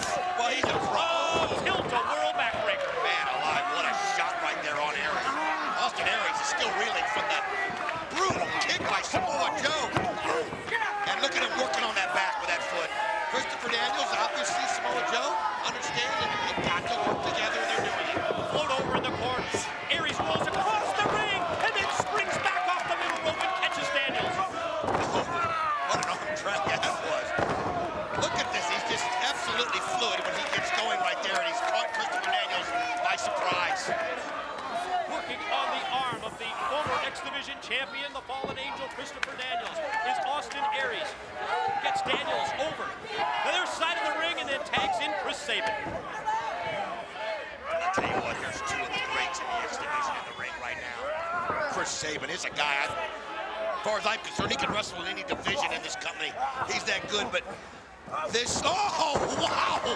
What a move right there by Sabin. He had his head scissors applied, almost like a necktie around Daniels' head. Twists around, look at this! Man, that's full of new ones out of the repertoire. That's how good this guy is. You always got to improve, and that's what he does. You got to come up with new stuff, and man, Sabin on fire. Think about it, Don. It's the cumulative effect of those previous head scissors moves that allows him to snap off the Hurricane Rana like he did. Joe caught Sabin from outside. STO, judo-style takedown by Daniels. Well, Samoa Joe obviously saw the momentum that Sabin had, and you see that? Daniels even went over to him and said, "Good job." He knows that he may have saved Christopher Daniels out there. Double underhook, quick takeover on the butterfly suplex by Strong. Went right for the pin, but not able to pin or eliminate Chris Sabin. Remember, Elimination X. You're pinned, you submit, you're out of the matchup. Tell you what, Chris Sabin has some good teamwork right there. Quick tags, keep Sabin isolated over on this side, and Chris Sabin is one of the big ones. You get him eliminated first, that's going to bring a lot of confidence to Team Daniels. You know, that's also part of the strategy of this match. It's not just the numbers game. It's who's involved in the numbers game. Once we get down to 4-on-3 or 3-on-3 or all the myriad of possibilities. Oh, look at Sabin. Lands on his feet. And what a with the kick. What a shot. Man alive, that'll take the wind out of your sails. Sabin needs to get over there, get a tag. He's still on the mat right there. You can see him. He's taking a lot of shots. Both Sabin and Daniels trying to regroup here and make their way to one of their partners and get the tag in. And here we go. It's Roderick Strong and Austin Aries. Oh, Austin Aries just throwing him left elbows one after another. And we talked often about it as they stack him up in the corner. Strong and Daniels in. Drop kick. Strong moved out of the way, but Daniels caught the front of the drop kick. And you can't blame Strong. It's just him. It's just reaction. Oh, what a shot right there by Aries. Turned it. Caught it. Hit him. Two. No, just two. Brainbuster calling out to the crowd. Going to try and take him up. And no, it's blocked by Roderick Strong. What an incredible block. Alex Shelley gets right in there and drilled him with the enziguri. Oh man, that was wicked. Aries, look at this. You can see. Oh, here comes Sanjay. He figures if Shelley can come in there without being tagged, I can come in without being tagged. Sanjay turns it around on Alex Shelley, but then gets drilled by the Samoa Joe clothesline. Sabin fights back with Joe. Yeah, it's just broken down in there now. This isn't even about tagging. Look at Hurricane Rana right there by Sabin. To do that on Samoa Joe. That is takes something. three. Oh no, he's got him up high. Roderick Strong has him up. Oh, that's a backbreaker we haven't seen before. Good attempt, but it's broken up by Matt Bentley. Took him up in like a torture rack there and brought him into the backbreaker. Bentley puts on the brakes, moved to the midsection, and then just drove Roderick Strong chin first down to the canvas. Daniels in. It's almost like a matter of pride. All these guys want to be the one to get the first pin. Daniels and Bentley. No luck with the back body drop, but Bentley takes him over. Caught him with the clothesline. Both men crash to the arena floor. I'll tell you what, look at this. As you see the attack there, Sabin going right at Samoa Joe. I mean, not ducking it for a minute, but looked like Joe caught him. Look at that. That's what you got to do. You got to gang up on the big guy. We talked about a numbers game eventually in this. Here's a little preview with the 3-on-1 as they toss Joe out to the floor. Crowd rocking for Elimination X. Look at this. Oh, man. All of them coming around right there. What a shot, and the crowd goes crazy. All three. Triple suicide dive. Strong sent back in by Aries. Wow, all three men diving in unison. Aries in, twisting splash, pin, 2, no. Almost had one eliminated right there as Aries. He does that over the rope so quickly, how he turns like that. It's almost like he cuts the distance down. Oh! Just don't have time to get away, man. Those are brutal. Listen to them echo throughout the impact zone. The 3 chops to the chest. Aries fired off by Strong. Strong avoids him. Oh, Aries connects with the kick. Elevation up. Could be the brainbuster. Oh, that's what it was. He just Spiked hit it. him. Dropped him on his head with the brainbuster. This could be one of them. Look at this. He's going up high, Mike. You know, he loves to go to the top for the 450. Positioned up on top. Oh, he hits it dead. Solid. Perfect. And Roderick Strong is gone. The 450 front splash by Austin Aries. Roderick Strong's out. And now, quick roll up here by Daniels. He got him. Did you see that?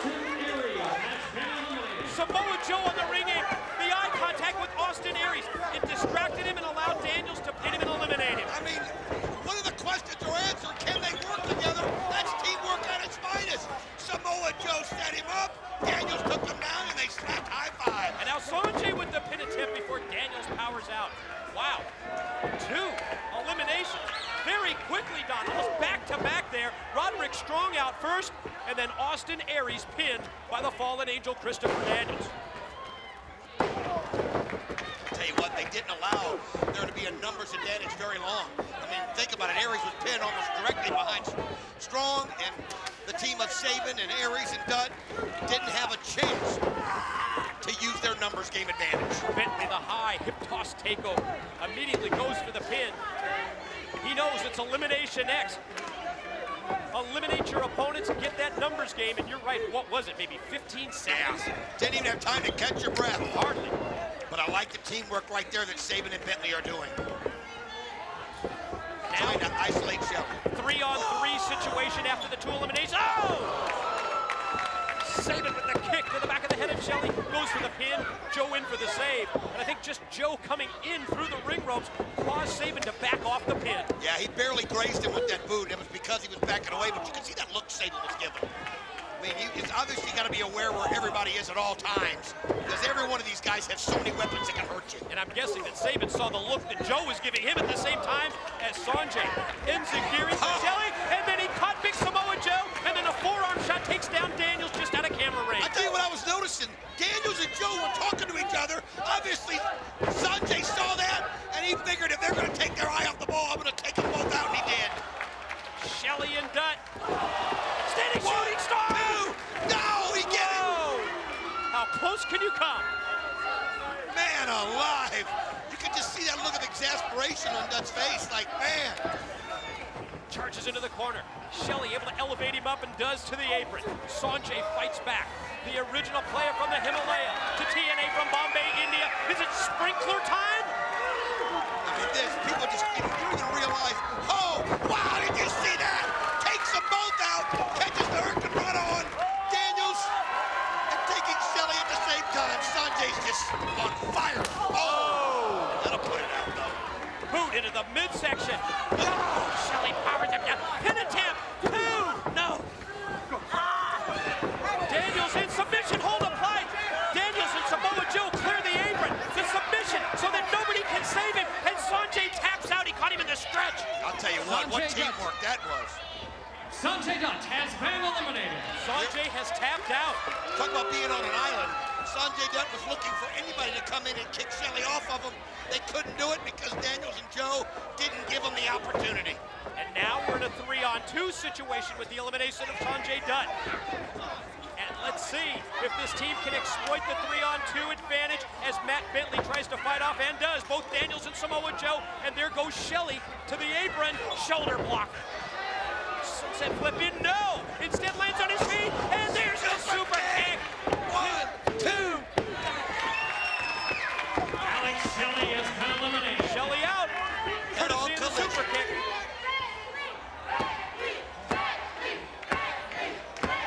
And now we're down to 2-on-2. Daniels and Bentley in. Daniels off. Bentley takes him over. I'll tell you what, just the way that he used his momentum right there was just so crisp. And you've got to do that. Sometimes when somebody comes at you that quick, you have to make a split-second decision, and Bentley did. Strong and Shelley eliminated. Aries and Dutt as well, as we're down to the final 4 in this 8-man elimination X. In the ring, the Fallen Angel, Christopher Daniels and Matt Bentley, and Bentley now tags his only partner, Chris Sabin. Samoa Joe still on the side with the Fallen Angel. Tell you what, Sabin, I think, is real fresh right now. Took a couple shots, but he's had a chance to run. Look at him just apply the pressure on the chin there of Daniels. Oh, what a shot to the former X Division. And he's going to go to the well of time. Did you see him jump up into the air for the extra impact behind the kick? It was like he was suspended in midair right there. I mean, it was unbelievable. It was almost like a hesitation. Wow. Man, Sabin's on fire. Pin attempt. 2. Oh. Wow. Daniels barely rolling the shoulder to avoid the 3 count from Sabin. Oh, and that would have been huge. Oh, what a move right there as Daniels takes his momentum back to get the tag on Joe. And he knows he's got Sabin reeling. This is a great advantage for Joe right here.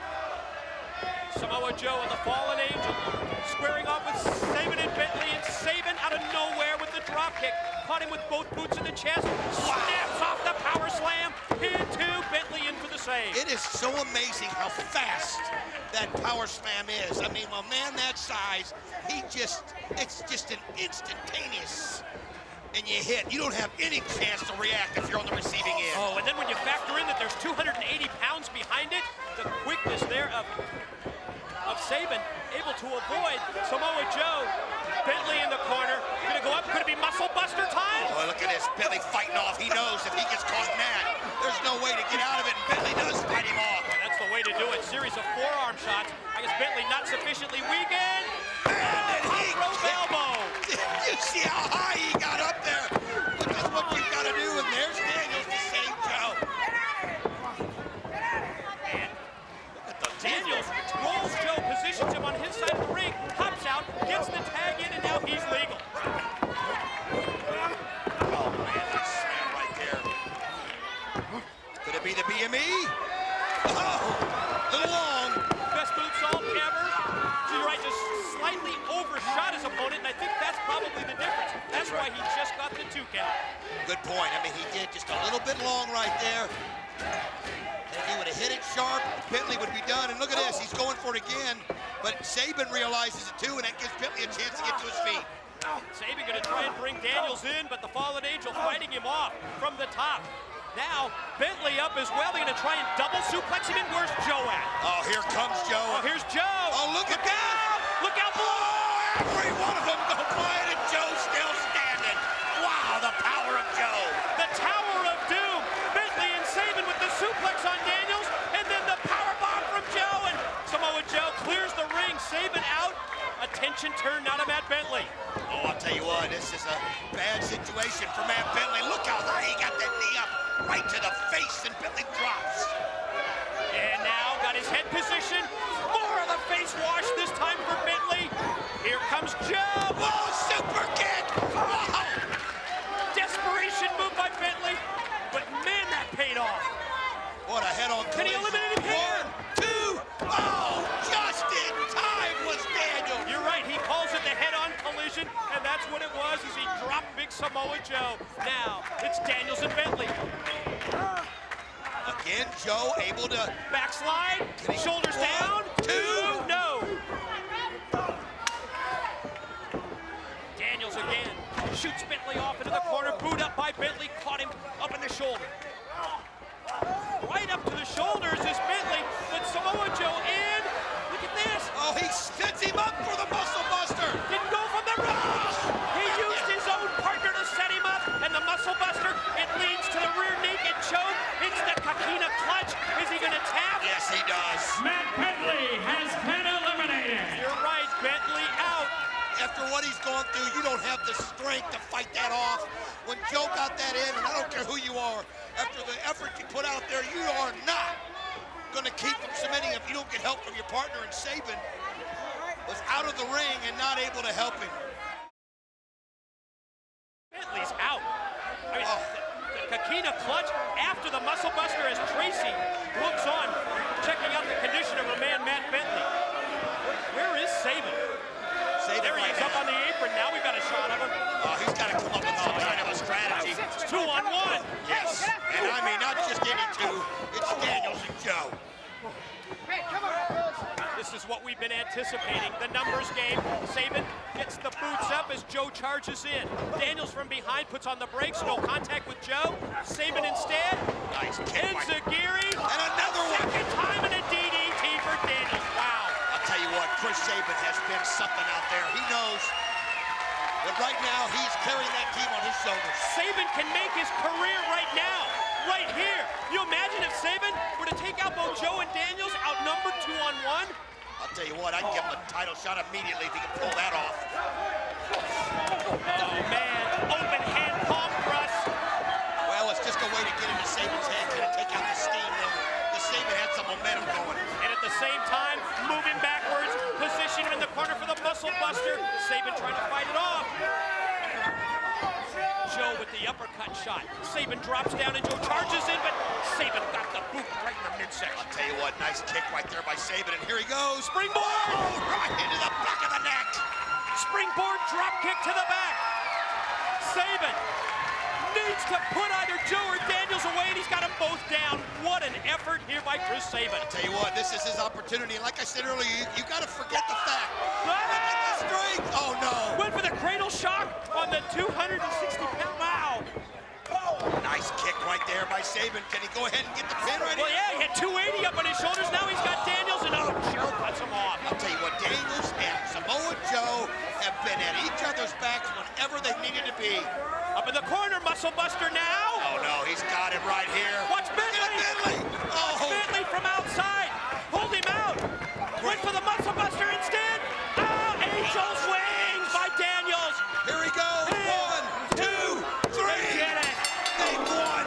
The winners of the match, the team of Samoa Joe and Christopher Daniels. What an effort by all 8 of these X Division competitors.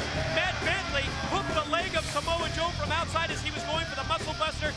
but nonetheless, it paid off for Samoa Joe and the Fallen Angel because they get the win, they get the victory in Elimination X. They're the last two men. I mean, you can't blame Daniels for doing what he did, but you can see Joe knows that he should have had to win. He couldn't have figured that Matt Bentley was going to grab him there by the leg. Now, Samoa Joe said that was my pin. Oh, come on, Samoa Joe. I mean, you were out there. You got pulled They got the victory. They got the win, the first ever Elimination X match. Fallen Angel Christopher Daniels and Samoa Joe do it. He's saying it was my pin. I mean, you got to work as a team. That's what the match. There you go. That's what the match is all about. They work together so well. It's the spirit of the X Division too, Don. The competition of these great competitors in the X. What just happened there? What was that all about? Samoa Joe! What a brutal, stiff, lethal kick. And now he's picked up a steel chair. It's your tag team partner. What in the world was the reason for that? That was so uncalled for. Look out! Oh, man, and he just crashed him right there. God, did he crack him over the head. Look at the eyes of Samoa Joe. He's just brutally, viciously laid him out with the stiffest steel. Oh, I'll tell you what, I'm looking down here. What? Christopher Daniels is busted open. I mean, that chair. I mean, after you hit him in the head like that? Oh, I mean, that was pure. Oh, no, come on. Come on, Joe. Come on, Joe. This is just wrong. You guys were so good together. I had dreams of it becoming a tag team. Oh, God. I mean, his head was right there, and Joe just kicked his head right into the steel. I mean, you know, Joe is his own individual, but in his mind, he wanted to be the one that got that final pin. He wanted to be the one standing, and he just feels like he got robbed, and he's taking it out on Daniels. Oh, taking it out. That's putting it mildly. It's putting it mildly, taking it out. Daniels has been brutalized. Daniels has been injured at the hands of Samoa Joe, and now he rolls him in. Now what? Daniels doesn't have a clue where he is right now.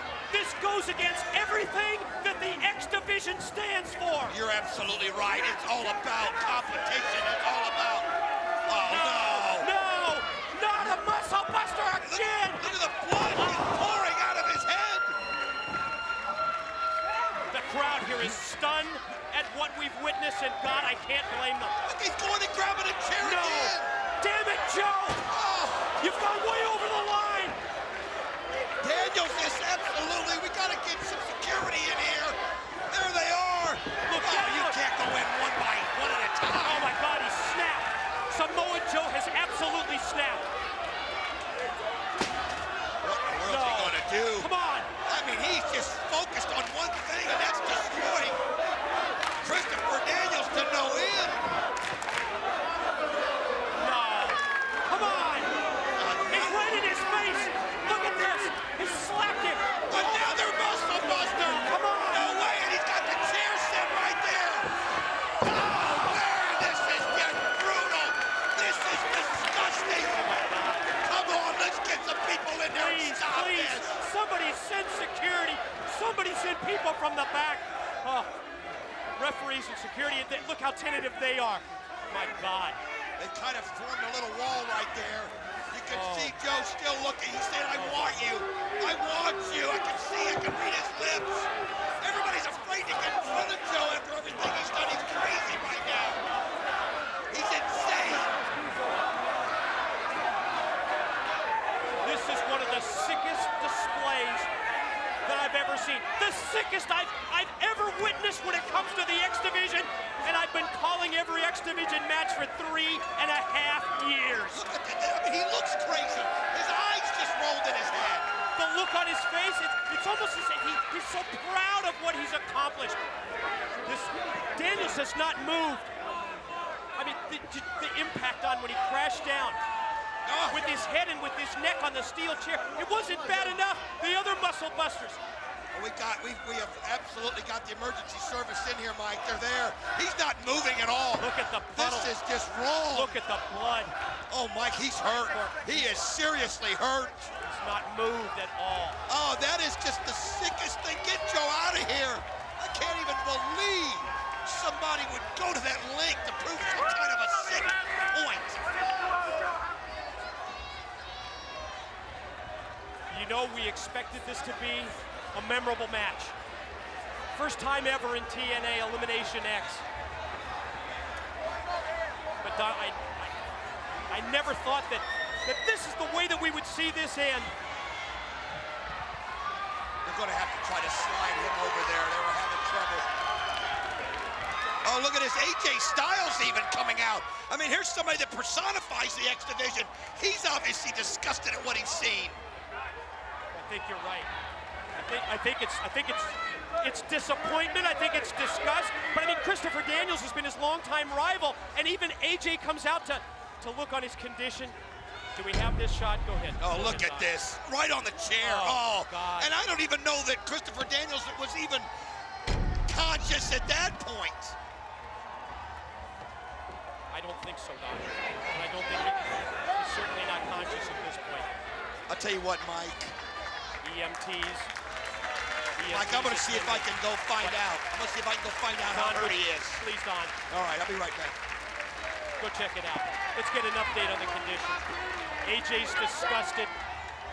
Everybody here at the Impact Zone absolutely disgusted at Samoa Joe. Jeff Jarrett, I've got to hand it to you. Tonight at Genesis, what you've been screaming from the mountaintops here in TNA has finally come true. TNA is certainly implementing the plan that you said they would. Shane Douglas, you said it all. You said it exactly what I've been talking about. Screaming from the mountaintops for months and months and months. And there's only been a few smart people who've listened to me. But Christian Cage rolled in here tonight. And you know what? He wasn't the first one. First it was Rhino, then Team 3D, and now Christian Cage. And you know what? There's more to come. TNA management thinks they're going to take the cornerstones, the people who built this company from the ground up. They want to take us out. They want to fire us. They want to get rid of us. It's not going to happen because you know what, guys? I don't think Team 3D or Rhino has what it takes to stay on top of the mountain because you know what? Step one is coming in the door. Step two is staying, and they're not going to stay on our mountaintop. Hey, 3D, when you came into TNA, we knew you were coming with a reputation. We just didn't realize how stupid you were. When you walked in, you came into TNA, but you were carried out at the hands of America's Most Wanted. Boys, you should have stayed dead and buried. No. It's a good thing you did show back up, guys. So me and this guy can show you how great we really are. See, you're just another stepping stone in our stepping block. We are the greatest tag team in the world. You're new to this organization, boys. Sorry about your damn luck. Shane, I just got one little message to Christian Cage. Christian, you're either with us or against us. You pick your poison tonight. Ladies and gentlemen, as a precautionary measure, TNA, to ensure the quickest possible medical response, has an ambulance positioned outside the impact zone. Don West is out there to try and check on the condition of Christopher Daniels. Of course, we hope it's never used, but thank God it's here on the occasions when we do need it. We're going to try and get an update, whatever Don was able to find out from the EMTs. Motioning to Abyss. I wonder if he's trying to send a message to the homicidal, suicidal, genocidal Sabu, because it's going to be Abyss and Sabu November 13th at Genesis. Wait a minute. And there it is! Sabu! What's he have in his hand, Don? Wait a minute, it's barbed wire! Look at that! The blood dripping off of his arm! My God, his arm trapped in barbed wire, and look at Abyss back up!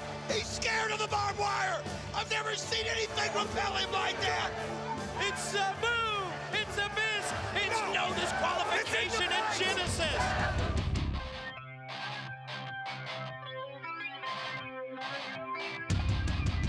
James Mitchell holding back the 6'8", 350-pound monster Abyss. November 13th at Genesis, Abyss and Sabu in a no disqualification matchup. And here goes the Black Hole Slam! The two men who will square off, Abyss and Sabu in a no disqualification matchup, November 13th at Genesis.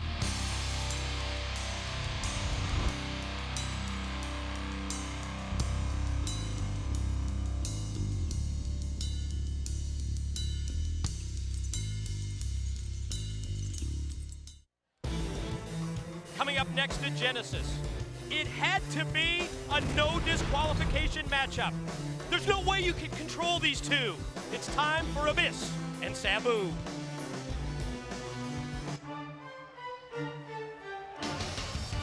The following contest is a no disqualification match. About to make his way to the ring, accompanied by James Mitchell. This is the Monster Abyss. We're going to try and remain focused on this matchup. The Monster Abyss against Sabu, but Don West rejoins me at the broadcast position. Anything you can tell me about the condition of Christopher Daniels? Just the fact that he wasn't moving at all at that point. He wasn't responding to anything that they were doing. He was breathing fine, wasn't responding. The neck is where they're focusing on right there. That last shot, I think, from the chair, which was just so brutal, but Mike, it's pretty serious. There's no doubt about that. Ladies and gentlemen, we will endeavor to do everything we can to get you an update on the condition of the fallen angel, Christopher Daniels, whether it's later tonight here at Genesis or check out TNAWrestling.com. Let's get refocused on Abyss and Sabu. And introducing his opponent from Bombay, this is Sabu. The familiar ring entrance of Sabu, and he's got the arm covered. You know what that means? I'll tell you what, you know the barbed wire just freaks Abyss out, and obviously he goes flying out of the ring and he doesn't even have barbed wire on his arm. How about that? What a mind game. And how often do you see Sabu employ mind games? Rarely, if ever, but that time he came out with the arm wrapped in the towel. You know, we've talked about this. It's so amazing that this monster, Abyss, oh, baseball slide kick by Sabu. If there's anything that even takes him out of his game like that barbed wire does, and now Sabu gonna spring off the chair. Look at that, he just poises himself on top, and then comes right on top of the Monster Abyss. I mean, after what we just witnessed, how brutal that was, it's hard to believe that we come right back with maybe the most brutal match you're gonna see, but that's what these two are all about. They're about violence, and there is no disqualification. Anything goes. When you mention the names Sabu and Abyss, that's exactly what you think about. The physicality, the brutality, and the sheer violence as Sabu is flung into the steel ring.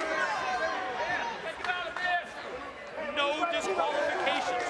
Referee Andrew Thomas, TNA management, they say turn these two loose, and that's what you're witnessing here at Genesis. I'll tell you what, though, I love the way Sabu started. He literally got into the mind of Abyss. Abyss is freaked out when barbed wire is in his sight, and he thought it was coming, and he's not been the same since.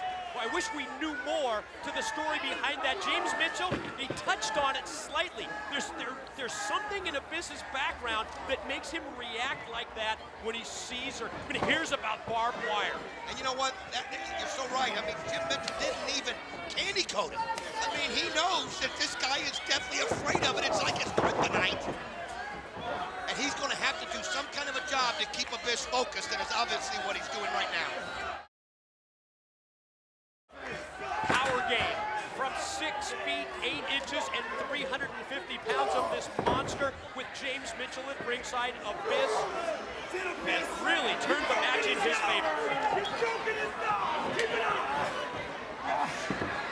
Just look at that. I thought it was a choke when we had the camera shot from behind, but as we get the close-up look, we see that Abyss just took his hand and put it directly across the face of Sabu, pulling on his nose.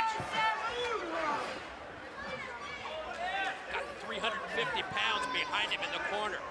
Mitchell looking on so approvingly from ringside as Sabu gets driven right into the turnbuckle. And again, one shot right after another. I mean, he's not letting up. There's like 5 of them right there. And you can see Sabu trying to shake off the cobwebs. Sabu in trouble. Abyss stalking his prey. Positions him in the corner. Sets him up. Here he comes! Oh, I mean, it's like a charging bull. Oh, you can just see. I mean, it's obviously he clenched his back right there because you can see Sabu grab it. just nowhere for Sabu to go at that point once he's positioned in the corner. And you see 350 pounds coming across the ring. You're right. Charging at him like a bull, like an elephant. Oh, he just busted his face right there. Repeated shots by the Monster Abyss. Nice shot by Sabu. You know, oftentimes you've seen this with Sabu through the years. When he sees his own blood, as he has now, with the blood coming down from the nose, it's possibly broken after what we've seen here. Sabu tries to turn it around, but no, Abyss just too much, scoop and a slam. I'll tell you what, it's almost like Abyss now realizes that Sabu doesn't have the barbed wire, and he's fueling on that. And he's using that to his advantage, and it's like he's free, and he knows that that is not going to come into play. Mitchell from ringside, you might see him positioning and motioning to Abyss to go up top. You don't see him go high risk too often, and it definitely has zero reward as Sabu mounts the comeback. Oh, what a shot right there. How he catches that Hurricanrana right on top of Abyss, and you got to have strength to send 350 pounds reeling, and that's what he does. Well, think of the leg strength. The spring off the top rope, come up, wrap your legs around his neck, and then drive him back with the Hurricanrana. Abyss quickly to his feet, caught him with the boot first, and then... Oh, man, you could just see him looking at it, know it's coming, tried to get a hand up, and he just smashed the hand right into the head. And you saw the look on the face of Sabu right after the contact was made with that chair. You can just feel the pain going through his body. Now, Abyss position sandwiches that chair between the top and middle rope. Sabu, oh, a gallant effort this is to fight back against this monster. The look in the corner, moves out of the way, and Abyss crashes and burns. I'll tell you what, man, he just went head first, and there he goes. Right up the rope, springboards back and uses that leg and knee to knock down the Giant. Caught him with the leg first, and now Sabu gonna set up the chair. Now springs quickly to the top. Oh, moonsault back, and I think he caught him with the knee right in the face. I'll tell you what, man, he did. Bad landing, though. Bad landing, you could see he caught his knee right there, but he had those boots just raked the face there of Abyss, but it wasn't enough. It wasn't enough force. That was the key. That's why he only got the 2 count. Get out of my fucking way. Sabu out to the floor. Got a table here positioned around ringside. Go. Look out for Abyss coming around the corner. Now gonna roll him back into the ring. Tell you what, he thought he had a shot there to get him on that table, but it didn't work. Man, that's a shot right there by Sabu. Man, that was brutal. That was forcing. Look at him just waiting. Oh, man! That was awesome! That was an improv move, wasn't it? He had the steel chair. He decided and he saw that the ring ropes were in his way. Instead, the big leg drop and Abyss goes right through the table. Can we get another look at this one, guys? I mean, he catches his head perfectly right there. Look at this. Oh, man! Wow. Like you said, improv, but I mean, you got to see that and make the move that quickly, or else you hit it by yourself. Wow, what a shot there by Sabu. Well, that really is the key to the success of Sabu there. Throwing the chair down, driving all of his force behind the leg drop, the face of Abyss directly through the table. Wow. Abyss. They have now Mitchell. Oh, he's got his back attacks. I can see it right there. Is that what there. it is? Oh, no, not the thousands and thousands of thumbtacks. I mean, he's tried to get these things in play here for a while here lately. Not been able to, but he's got him in his hand, and the crowd knows what can happen there. But right here in front of us. Do you see this? Sabu just picked up the chair. No, it's not just my any God! chair. You're not kidding. Look It's at not. This chair, he's got it right in front of us. It's wrapped in barbed wire. Oh, no. Abyss spreading out the tacks, has no idea. We know there's a version to the barbed wire. Look at there it is. Wow. Mitchell from outside using his cane to hook the chair and prevent Sabu from using it as a weapon. Oh, I'll tell you what, then you got the tacks already laid out in the middle of the ring. Oh no, this could backfire on Sabu right here, but look at him fight back. I don't think Abyss has any idea that the chair with the barbed wire's in the ring. Clothesline, oh, precariously, almost on the point of going back first into those thumbtacks. He's got him rocked, gonna try a third time. Oh, what a shot right there by Abyss. He just catches him again in his busted nose. No. Oh no, he's got No! Snaps him right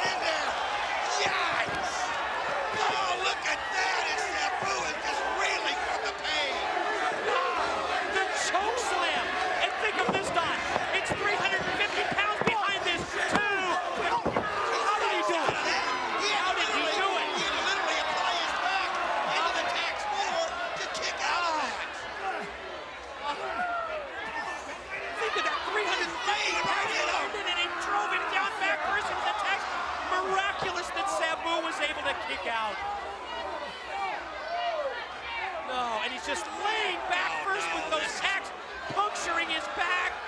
No! Away! Frog splash, and he went right into the tacks. I'll tell you what, look at them stuck in the elbow right there. He's lucky he had the shirt on. Sabu springs back and caught him with a shot. Again, great hit. Back first again into the tags. 1, 2. I mean, everywhere you lay right there in the ring, there's tags. Look at him pulling them out of his hands. He just look at that. But Petey's got to be in right here. As a miss, what's he going to do? Sabu, and you can see his back. All the wounds from those tacks and fighting through the pain, you're right, Don. And then following up his offensive. Gonna go for the camel clutch. And just pulling back on it with everything he's worth.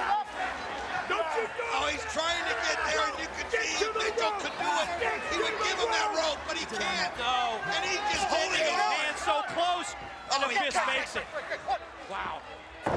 Patented submission move of Sabu, taught to him by his late uncle, the famous Sheik. And now, the chair wrapped in barbed wire. Sabu brings it to the middle of the ring. You can see the look on Andrew Thomas's face as he just see that barbed wire chair. Oh no, Abyss has him. No. Up. No. Sabu fights him off. Wow. Don't need to see that. Oh, wait a minute. Oh, Michael slam right into the barbed wire. Oh, man. Oh, man.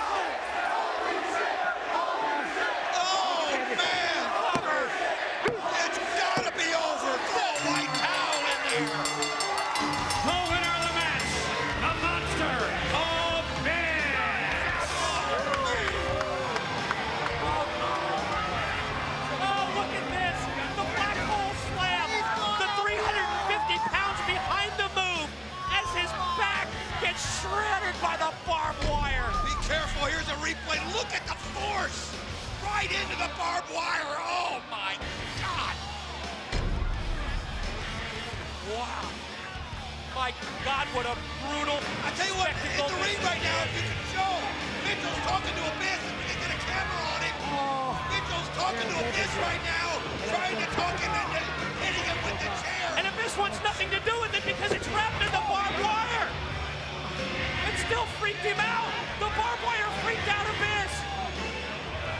Coming up next in Genesis, the X Division Championship matchup. Wow. It has been labeled the most innovative, high-risk match in professional wrestling today. And when you see Ultimate X unfold, you will believe that description 100%. The winner of this matchup will be crowned the #1 contender to the X Division champion, the phenomenal AJ Styles, and the victor gains a shot at AJ. Petey Williams looks like he's going to try to climb the scaffold. Oh, man! Look at where his head went. Oh, wow! What a shot by Bentley! Trying the Team Canada captain, make his way across the steel cables, tear down the X. Matt Bentley's got his legs hooked. Oh, look at this! Oh, what a kick right there in the midsection! I saved it the whole undefeated opening kick. They all fall down.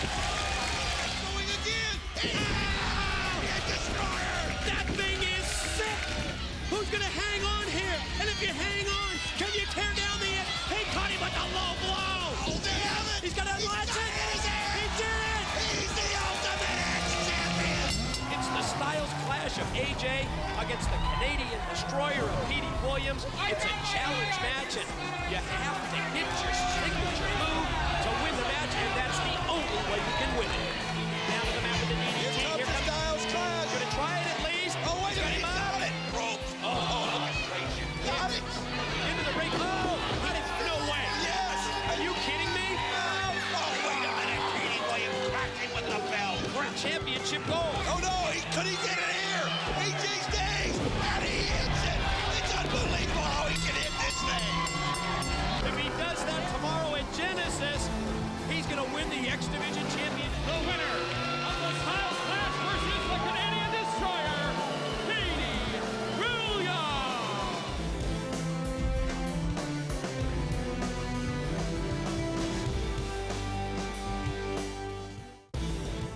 Coming up next, the X Division title on the line. The phenomenal AJ Styles to defend against Team Canada captain Petey Williams. But first, let's hear from the champ. Let's hear from AJ Styles. AJ Styles, earlier tonight here at Genesis, we saw the perhaps premeditated and very violent attack by Samoa Joe on Christopher Daniels, sending Daniels to the hospital. The franchise is just dying to know, AJ, what are your thoughts? I don't know what to think, Shane. I mean, I saw the same thing that you did. Chris Daniels on his way to the hospital. Samoa Joe, pretty much what the X Division is all about. Where it's not about weight limits, it's about no limits. He's technically sound. Christopher Daniels, I've never seen eye to eye with him. In fact, I don't even like him, but I do respect him. We have a code in the X Division, an unwritten code. Samoa Joe violated that code, and that will be dealt with. Whoa, AJ. Let's get to things more important at hand for you tonight at Genesis. You have to defend the X Division title against a very competent Petey Williams and his devastating Canadian destroyer, to which you fell victim less than 24 hours ago. Any plans to avoid it tonight? How do I plan to avoid it? Not taking it. The Canadian destroyer may be one of the coolest moves in the past 10 years.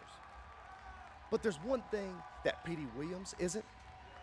There's one thing that the Canadian destroyer isn't, and that's simply phenomenal.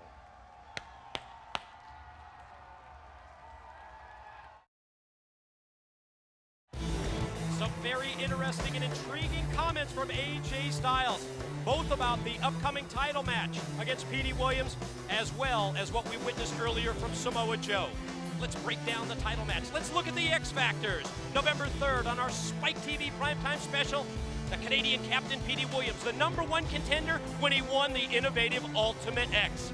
With Jarrett as the NWA World Champ, AMW as the World Tag Champs, a Petey Williams win would give Jarrett, AMW, and Team Canada a monopoly when it comes to the title belts.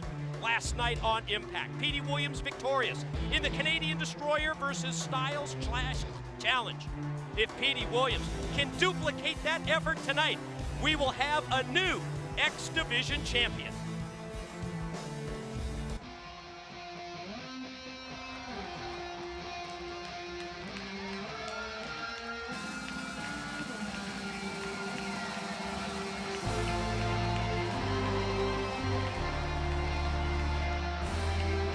Here comes the challenger, the #1 contender, the Team Canada coming back Petey Williams, accompanied to the ring by the big muscle A1.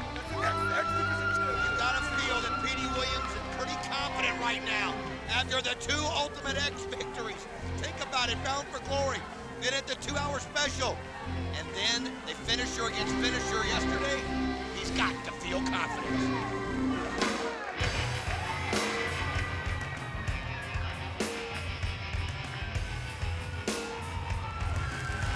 Here comes the defending title holder, the phenomenal AJ Styles, 2 times Mr. TNA, NWA World Heavyweight Champion, NWA World Tag Team Champion, and yes, X Division Champion, the only man who's accomplished the triple crown in his TNA career. He now holds the gold of the X Division. And God, wasn't it interesting to hear the comments that he had about the quote-unquote unwritten code of the X Division that Samoa Joe out-violated earlier. Now, let's send it to the ring. Jeremy Borash to introduce the competitors in our X Division title matchup. JB, it's all you. Ladies and gentlemen, the following contest is scheduled for one fall and is for the X Division Championship of the World. Introducing first of all the challenger standing to the corner to my right, accompanied to the ring by A1. He is the #1 contender for the X Division Championship of the World. He is the Canadian Destroyer, Petey Williams.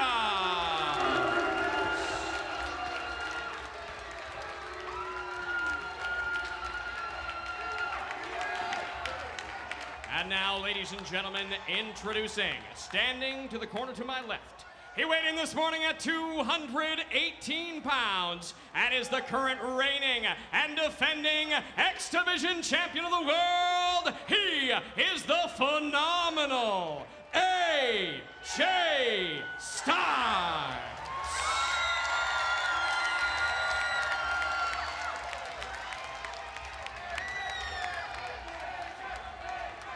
X Division championship to the winner. There you see it, the gold displayed by referee Slick Johnson. Boy, on paper, Don, you look at this matchup. AJ Styles, Petey Williams, so even, and then you take into account what we witnessed last night on Impact, that sick flip pile driver. In winning the finisher challenge in essence, Canadian Destroyer versus Styles Clash, it was the only way you can win the match. He hit the Canadian Destroyer, and I mean, let's be honest. One more Canadian Destroyer, and you've got a new X Division champion. Oh, absolutely. There's no way he's going to withstand another one of those, and it's got to be in the back of his mind. We know how mentally tough AJ Styles is. We know how serious he takes this X Division, as we just witnessed when how upset he got with Samoa Joe by breaking the code of respect that he broke. But he's going to have to avoid that Canadian Destroyer, because if he doesn't, like you said, Team Canada will have the X Division gold. You know, talking about the X Division, we have to mention this, and we want to thank all of you for your support as we see the quick pin attempt by AJ and the reversal by Petey Williams. Just incredible, the numbers that have been watching Spike TV, the Impact broadcast on Saturday night. And how about this? In the top 20 out of all the sports DVDs, we're talking about the NFL, the NBA, Major League Baseball, mixed martial arts, professional wrestling. 4 titles in the top 20 for TNA. And I'm gonna tell you something else. Be looking at your local retailer, because we got 3 more that are coming out. Destination X, Turning Point, and Against All Odds. You can find those. Those are great pay-per-views. They'll be coming out individually. And I'm telling you right now, the TNA DVDs are the hottest thing going. Feeling out process here in the opening minutes of this matchup between the champion and the challenger. You know, Don, we still haven't heard from Christian Cage. We saw earlier when he was confronted by the Team Canada coach, Scott D'Amore. D'Amore not at ringside for this match, and I wonder what that means. He sends A1 out instead. You don't think D'Amore is trying to sweet-talk Christian Cage, do you? Trying to close the deal? He's kissing butt right now as we speak. I'd bet on that. I'll tell you what, though, Chris. Oh, what a drop kick. Man, was that nailed perfectly. You're right, top boot from AJ. With that drop kick, caught him flush right on the bridge of the nose. And see Petey checking. Might be the second broken nose of the night after Sabu earlier. I'll tell you what, though, Christian Cage made a tough decision when he came over here. He's not going to make a rash one tonight. He's going to think that through, and that's why he didn't accept it off the bat. You know, he's going to think that all the way through. You don't make a move like he did and then make a dumb mistake by not giving it enough due process.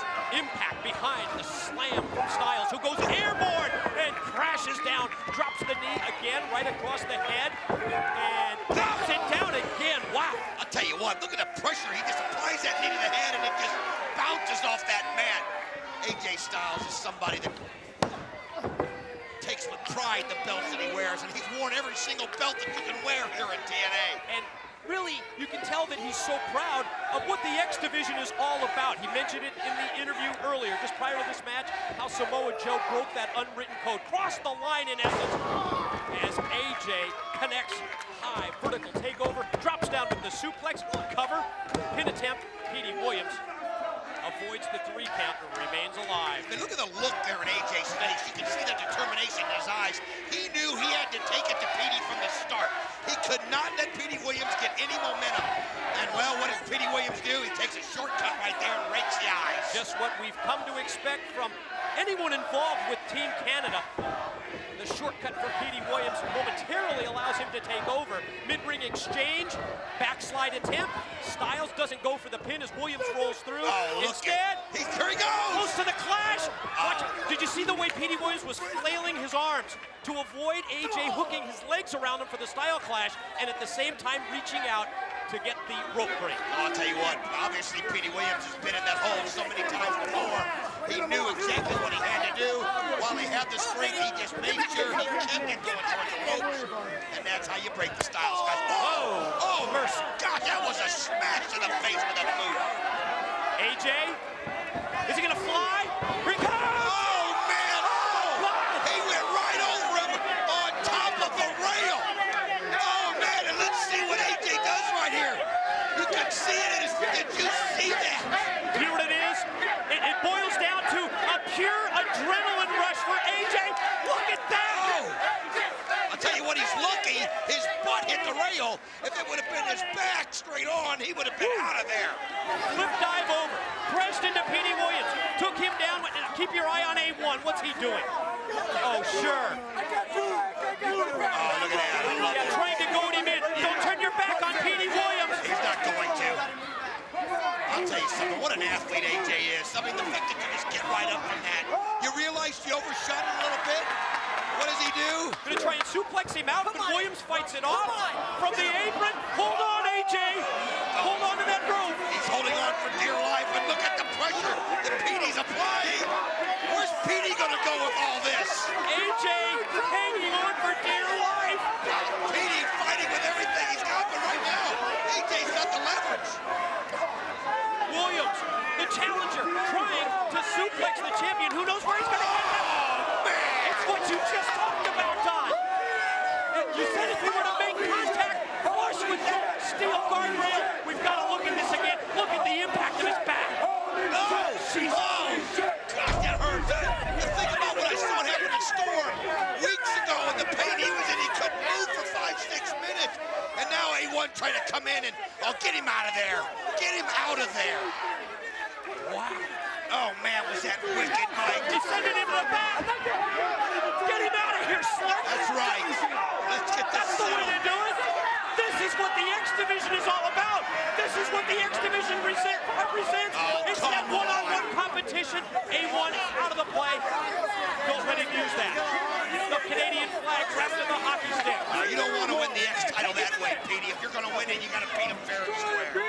Now it's down to what we want, God, the one-on-one matchup between these two great athletes fighting for the X Division title. You got to wonder, though, what AJ's got in the tank after that shot.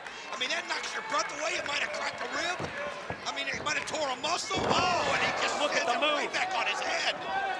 You're right. The released overhead suplex follows the German with the pin, too. No, got the shoulder rolled in, too. Oh, the pain you can hear. I mean, I've not heard AJ scream like that. The leg scissors applied by Williams. And then the grip that he has around the chest of AJ to try and put more pressure on the already injured back. You see the concerned faces there in the crowd as they're looking on. AJ just trying to find some sort of leverage to get out of the grip. He's got to be face-to-face with Petey right now. AJ slowly making his way back up to his feet, and you can just tell the intense pain and pressure. AJ trying to fight through it, trying to break that iron grip of Petey Williams. Oh, that's how you do it! No, 2 count. You know, we talk about how he thinks on his feet. He is unbelievable. Oh, what a kick right there by Petey, right into the gut. But AJ able to break that hold and almost got a quick pin out of it. That's what makes him so phenomenal. Interesting offensive strategy. He's already injured AJ's back. Now he rifles off a series of kicks right to the chest of Styles. I'll tell you something, he knows AJ's hurt. Petey Williams can smell blood, man. He can. He knows he's hurt. He can hear it. He's been in the ring with AJ enough to know he hasn't heard screams like that coming out of him before. Oh, look at that move by AJ. 1, 2. No. Oh, man. He can move on a dime. Smart moves by Williams to use those shoulder blocks in the corner. He was catching him in the front and then also in the back. But now AJ, who's fought through this pain, tries to turn it around. Williams elevates him to the apron and then, cuts him off. And AJ dropped down with his throat, his windpipe directly across that steel cable. What a smart move by Petey Williams, just grabbing hold of that rope, and then he comes off and snaps that one off down there on the mat. Slingshot into the Hurricane Rana by Williams on Styles.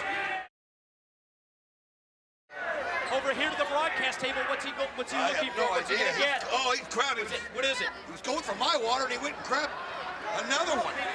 Take it to the ring, baby. Come on, you can't win it out here. Anything for a breather, trying to regroup, trying to refocus, and trying to take out the phenomenal AJ Styles and win the X Division Championship.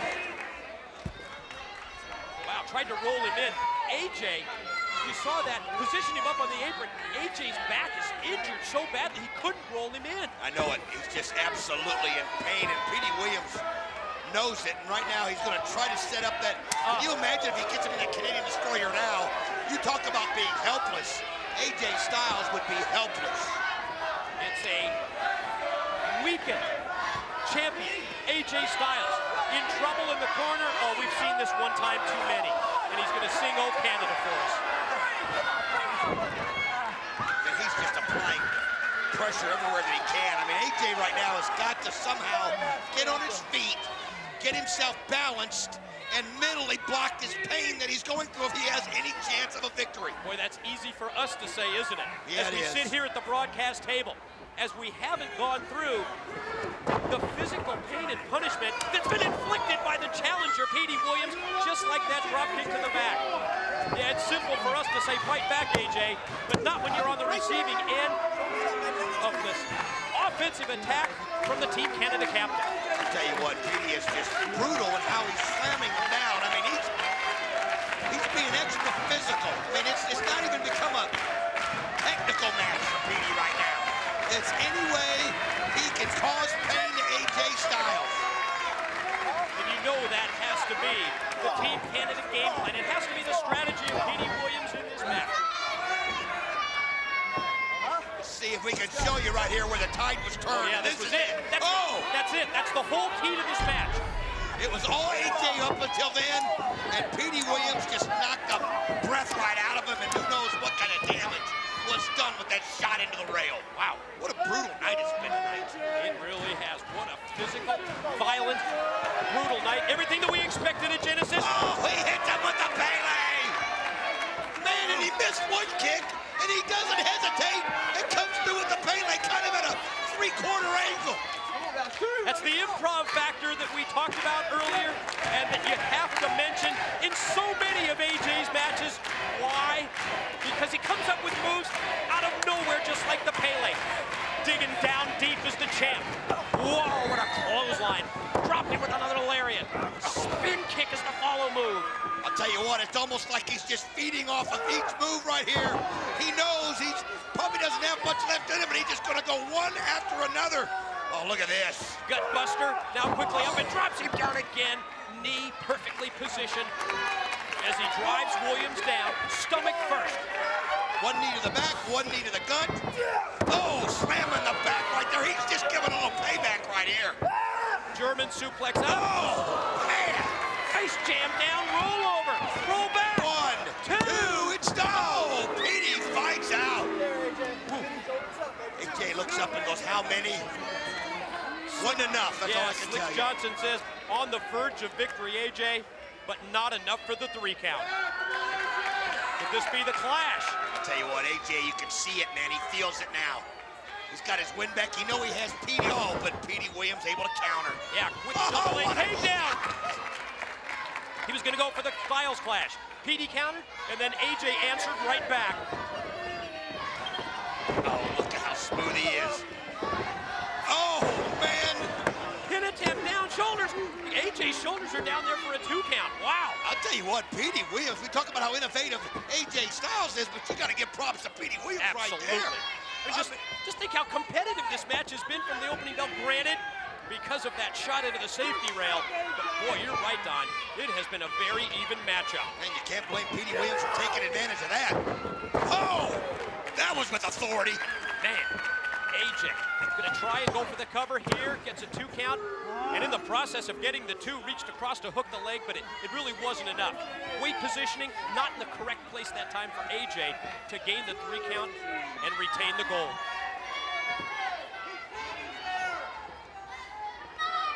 These guys are just so incredible athletes. So much at stake here with the X Division on the line. In the corner now, AJ gonna try and follow up the edge that he has. Gonna try and suplex him back into the ring while Petey Williams fights him off and shoves AJ back first. Oh, this gives Petey an advantage here if he can get off these ropes quick enough. AJ getting to his feet. From the top. Oh, Oh! Caught him with the hook. Oh, here we go! AJ, two. Oh, I thought he had it right there. It was almost like AJ let himself be caught in that and let Petey Williams think he had it, and then AJ rolled right over. Exchange of chops. Styles and Williams missed with the kick. Gonna take him up. Back elbow stopped him. Oh, boot There he doubling goes! over. Flash up. Oh, No. look at Petey. What a Petey counter! DDT. Man! Right in mid-move. Here's the cover. Here's two. He's got it.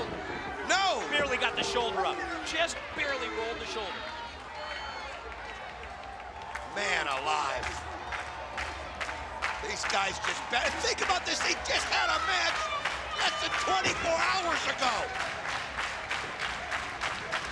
Styles slowly back up to his knees.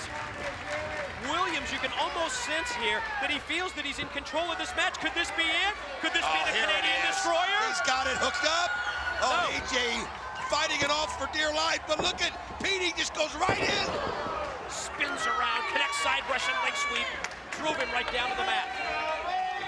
I'll tell you what, don't think that Petey Williams Sharpshooter! Canadian Destroyer to win this match. You're right. He might get him a tap out right here. Exactly. You just said it best. I can't say anything better than that.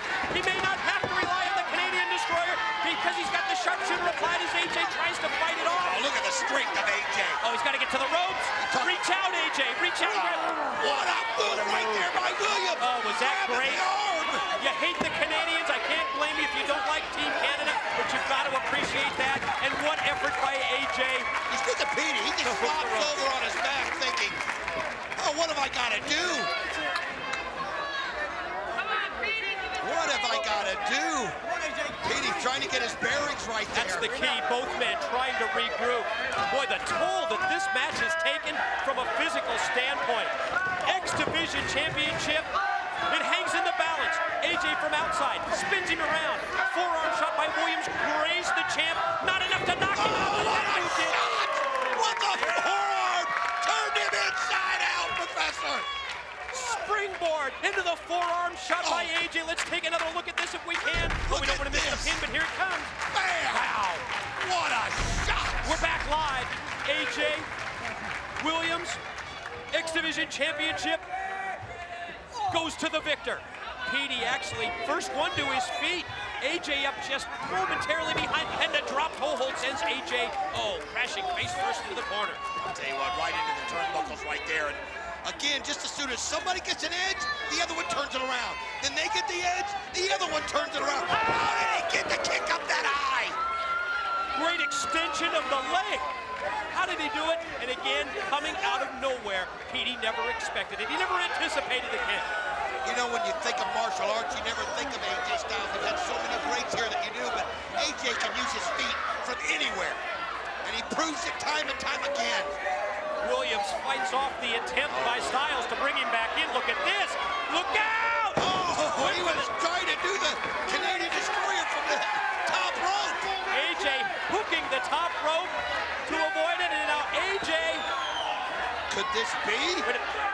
Oh, I see what he's looking at. I saw AJ just turn his attention to the side, and it's Samoa Joe. Did you see the blood all over the towel? The blood of the fallen angel, Christopher Daniels. Well, Samoa Joe obviously took offense to what AJ said about him, and he wanted AJ to know it, and this could give Petey Williams just what he needs. And you know Samoa Joe also has to be a very interested observer when it comes to who walks away from Genesis with the X Division title. No! Styles clash! Down from the middle rope! Oh, he hits it! Wow! This has got to be academic! It is! The winner of the match, and still X Division Champion of the World, AJ Styles! What an effort! What an effort by both champion and challenger as Samoa Joe stared down with the X Division champion, the phenomenal AJ Styles. And welcome back, everyone, to the Impact Zone, and welcome back to Genesis. TNA and West back at the broadcast table. We still have not heard the official decision From the biggest acquisition in TNA history, we're waiting to hear what Christian Cage has to say. And everybody back in the back is waiting to hear it because it can impact so many people. So many people right now want to know where Christian Cage is focused. Will he join Scott D'Amore and Team Canada? If he does, think about how powerful Team Canada will be. Or does he have that goal of an NWA Heavyweight Championship solely on his mind? Is that his pure reason for coming here? Don, yet to come. The main event of the evening here at Genesis. Six-man tag action, but it's not about championships, it's about revenge. Oh, absolutely. Think about Team 3D. They've obviously been thinking about AMW, and you know Rhino has thought of nothing but Jeff Jarrett. On that note, let's preview the main event six-man tag at Genesis. Rolling. Rhino defends the NWA World title against Jeff Jarrett. No! No! No! Damn it! You left us for dead, but you didn't kill us. And we're too tough to die! Oh, my brother! Testify! Jeff, I will destroy everything in my path, and I will gore you! Gore! I've seen you sin, I've seen you fall. I've seen you lie so much that you believe yourself. Do you find your bliss in things like these, wandering around uselessly?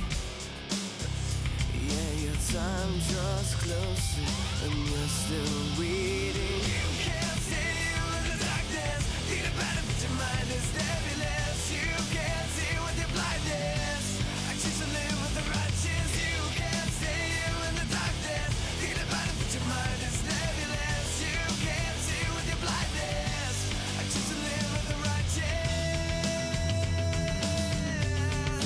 Living with the righteous. Oh my God, look at the blood flowing out of Devon's head. Oh, this is absolutely brutal! Gory! They are annihilating Team 3D.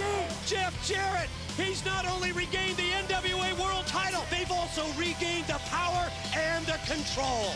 It's about time for the Team 3D to lay out vengeance.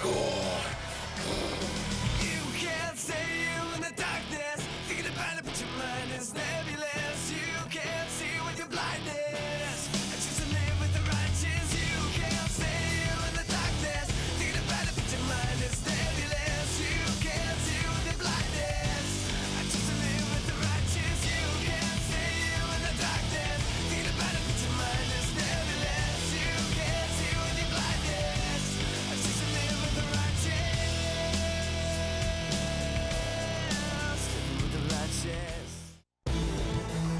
Up next at Genesis, six-man tag team main event matchup.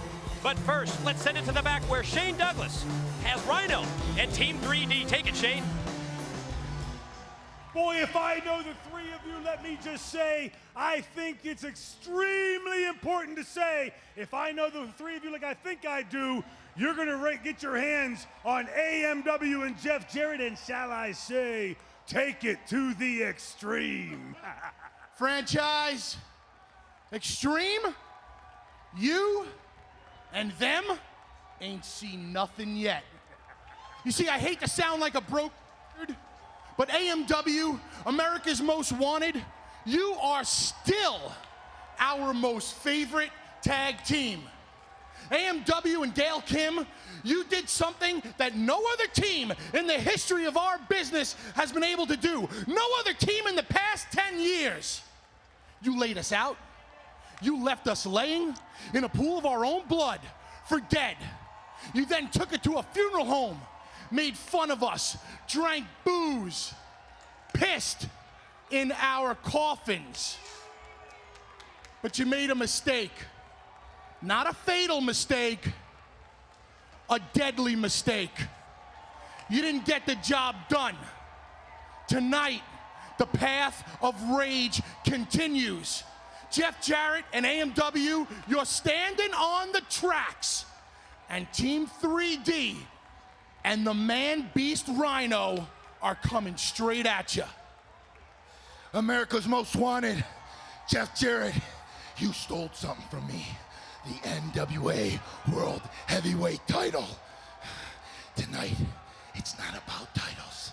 tonight, it's about revenge. Tonight, we're gonna get our revenge. And tonight, someone will get gored.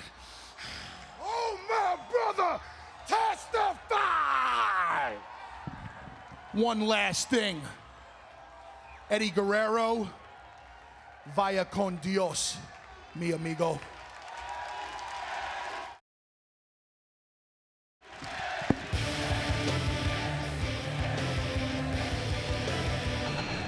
For our main event.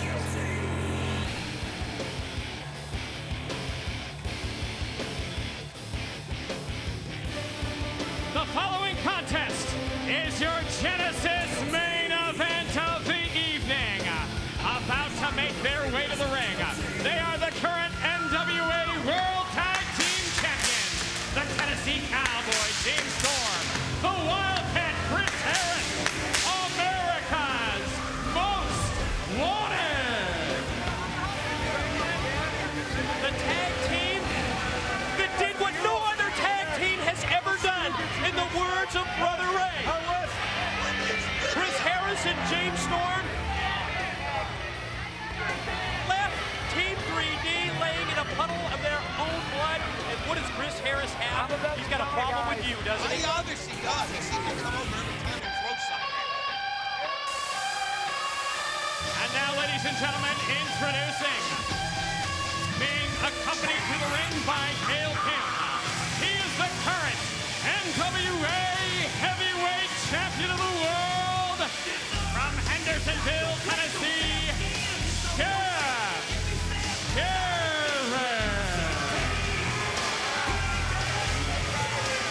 Yes, he's got the gold back.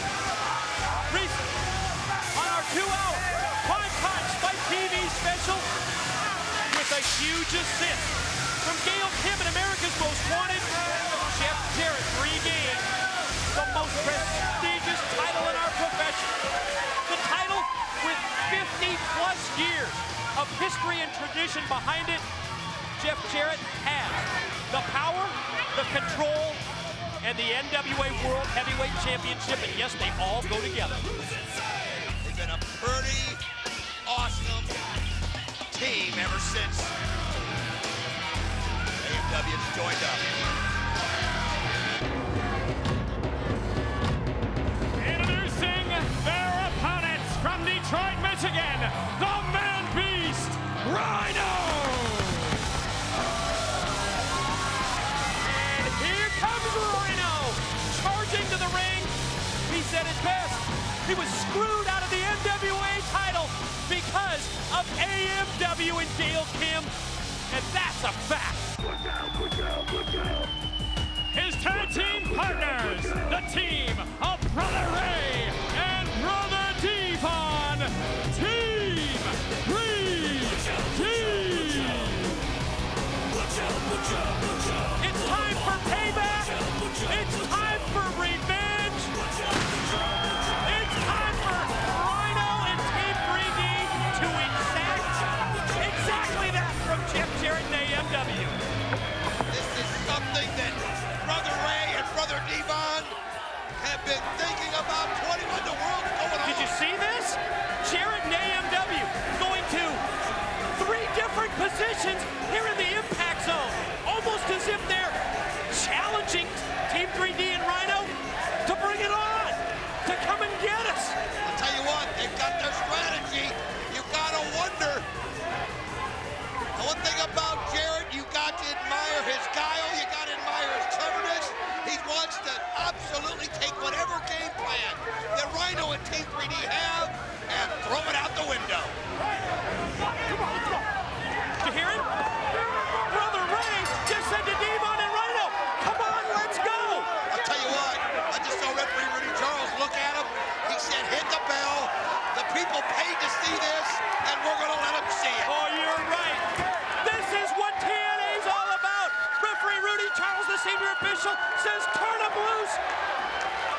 I'll tell you what, Team 3D just went right up there and took it to him. We're going to do our best to follow the action. When it's in a crowd like this, it's hard to follow what's going on. And we'll do our best. Boy, cameraman getting knocked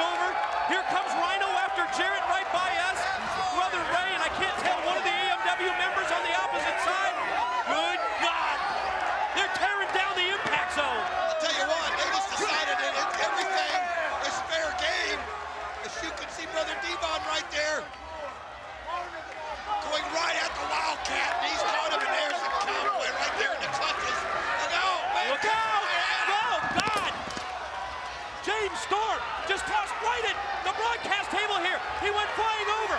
Brother Ray is on the offensive. Wow. Whoa. Goes Don's microphone as they go up into the crowd. There's Jarrett and Rhino. And Rhino fights back. This has been just as out of control and as unpredictable as we thought. Jarrett is slammed right into a chair by Rhino. Boy, fans in the pit blocking our view as Brother Ray up behind us, heading back down towards the ring. And he's got James Storm in his sights. Here's Rhino and Jarrett. Wow! There go chairs as they're trying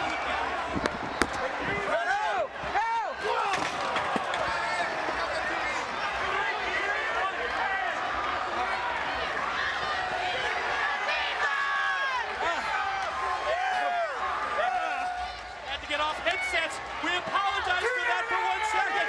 Now, Brother Ray measures him and drives that big right hand right into the head of the Tennessee Cowboy. And there goes James Storm, face first, into the bleacher step. Here's Jarrett and Rhino. Brother Ray and Storm still got it. It's 3 separate battles into a 6-man tag. As this thing is completely broken down as they take it all over the impact zone. I have to give props to Rudy Charles. Give them the leeway.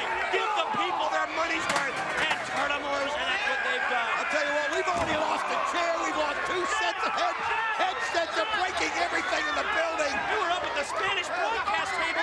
Look out. Again. It's everywhere. Everywhere. What a brawl this has become. I've never seen anything like this. It's been an over-the-top night of physicality and brutality and violence, and it's exemplified by this 6-man main event as well. Brother Ray and Storm, there's Jarrett and Rhino. Look at this, he's got a Team 3D side. And look at this, Rhino and Jarrett. I mean, it has been all about revenge. And they are getting their revenge. It has been a beatdown. Team 3D and Rhino are taking over. It's been more brutal than ever. Now look at this, way up the Spanish broadcast.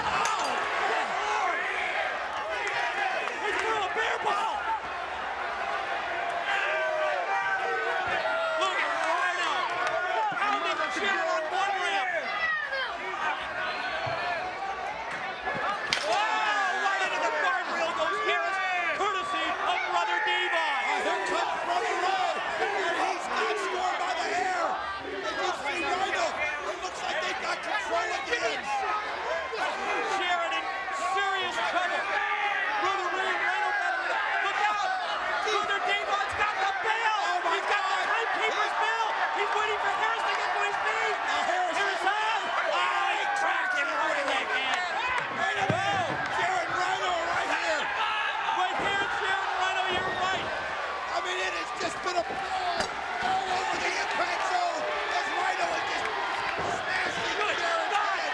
Chris Harris has been busted wide open. The blood flowing down Harris's face.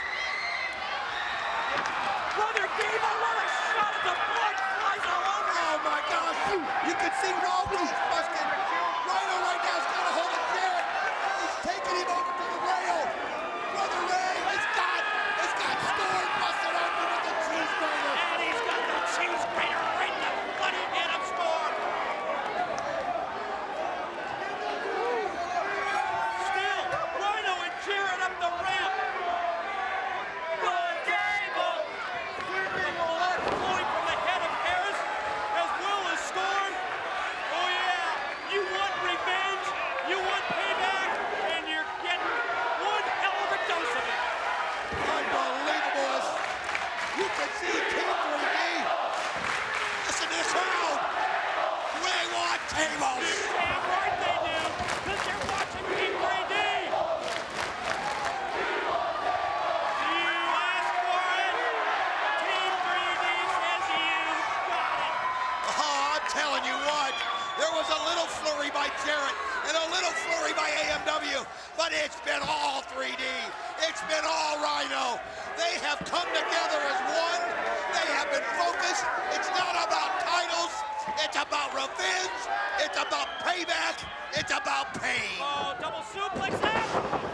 Harris moved the table right out of the way so that when Storm was elevated up with the double suplex, no, he didn't make contact with the table at all. I'll tell you what, just when you think AMW is done, they do things like that. Absolutely work together. They look after each other. They've got each other's back. I don't even know where Jarrett and Rhino are at this point. Oh, he's got that cheese grater now. Oh, man. Oh, if he pulls that right there, that'll do some scraping.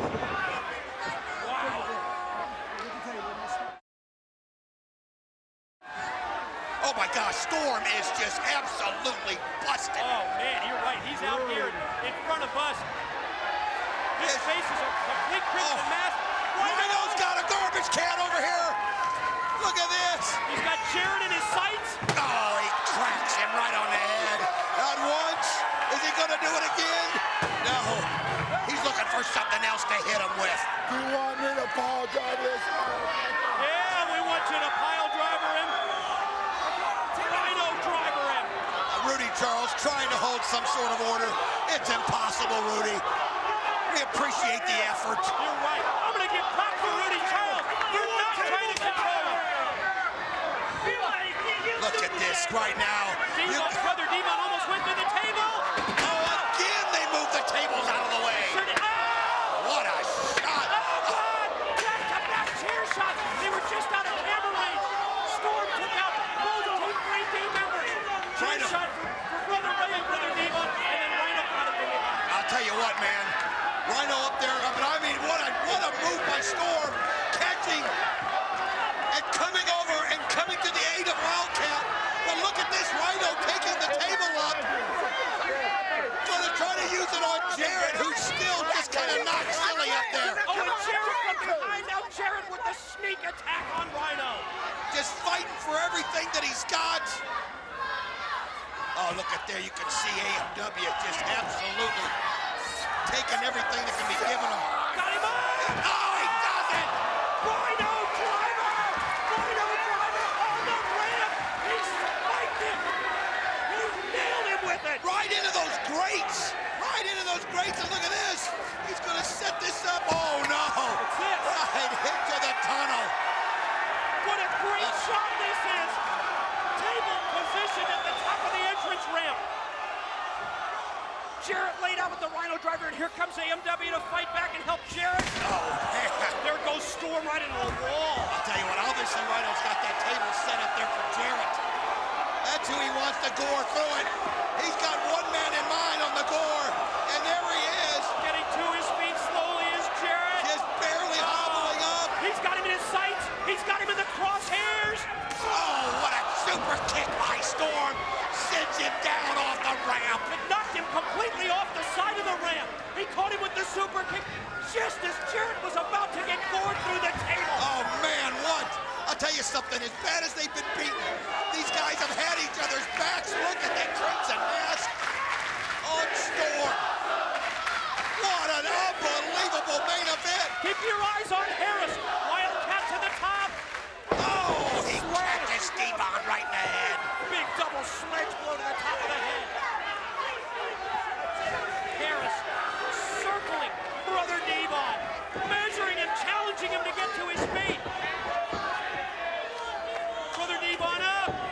Oh, man.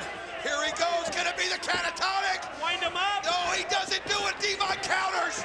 And there he goes. And he holds him up and breaks it down. Good attempt. 1, 2, no. Oh, maybe that was close. Now, you're right. You talked about watching each other's backs.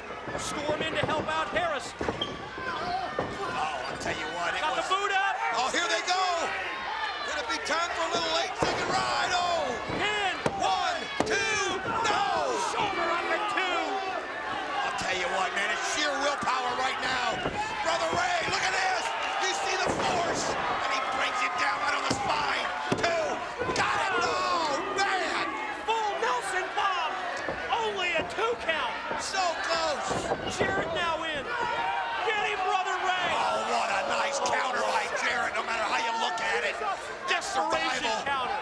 Survival. Here comes the stroke. Here it is. Oh, he hits it. NWA champ lands him with the stroke. Rudy Charles counts 2. No.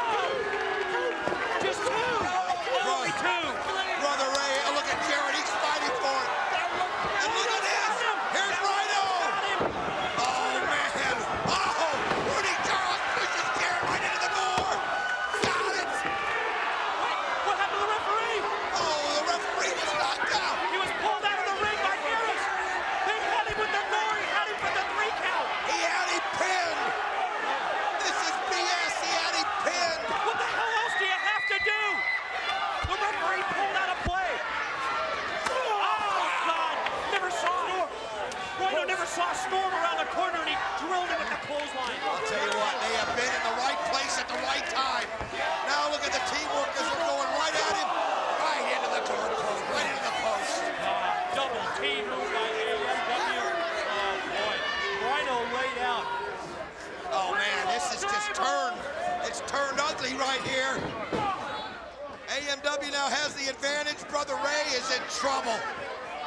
Brother Ray, double team. AMW shoots Oh, he him up. misses. No luck with the clothesline. AMW gonna take Brother Ray up. Oh, look at that. I mean, it takes a lot of strength to get him up in the air, but they do it as a team. Double team move by America's Most Wanted. Here comes Brother Devon into the fray. Just as soon as you forget about somebody, here they show up. And they got a little rest and a little momentum. Oh, no. Could it be? Oh, that teamwork is unbelievable. Clothesline cover. 2. No. Still life left in Team 3D and Rhino. Wow. What a night. Oh, they see right here is AMW trying to get the table set up. They've done everything to this point to move the tables out of the way, to avoid allowing Team 3D to put them through the wood, and now AMW is going to try and beat Team 3D at their own game. Well, they're going to try to do the death sentence just like they did to Rhino when he lost the title, but look at that! Brother Ray knows what he's got to do, right into the rail, and here comes the headbutt. You notice how smart Storm was, though. Move the table out of the way so it can't be used against him. Oh, I'll tell you what, with all the tables we've seen, nobody's gone through one. There it is, the 3D. 1, 2, got it! Got it! Winners of the match, the team of Team 3D and Rhino. You want your revenge? You want your payback? It came with 3D and Rhino, they just did it. It came with pain, but you know what? It's got to taste sweet right now. They did it in front of the Impact Zone, and when I say in front of the Impact Zone, I mean they did it in front of every individual person at some point in time. What a night! What a match! Team 3D, Brother Ray, Brother Devon. You deserve this one, guys. Take a bow. Celebrate with Rhino. Unbelievable. They took everything. They gave it, and they took it, and they're victorious. And I'll tell you what. Watch out, watch Jarrett. Oh, Watch no. Jarrett with the guitar. Oh, man, just when you thought he was out. What a guitar shot by Jarrett. Crack Rhino with it. What in the world? Now he's outnumbered. Oh, you can see they're going to set the table. Yes. Jarrett go through one here. Set them up. Set the table up. They've been chanting and cheering for the tables all night. Look out. Whoa.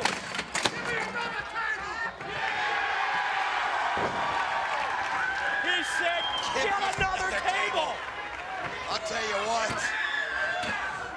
Here it goes. Jarrett, look at him begging off. Oh, this would just be the exclamation point on an evening, on a night when Team 3D and Rhino gain their revenge. Oh, Gail Kim comes in. He tries to go. He blocked it. He did block it. Oh, yeah, we've had enough of that. What? Gail Kim on the table? Oh, you going to put her on top of him? Jarrett played out. Here comes Team Canada. Oh, wait a minute. Just in time. And they stop him from... Oh, again. He was going to powerbomb Gail Kim through Jarrett and the table. Oh, this is just wrong. Look at the Canadians. The troops. Eric Young. Coach DeMore. Bobby Roode. It's almost just like these guys are living some kind of a sainted life. Every time it seems like they're done, somebody comes in to help them.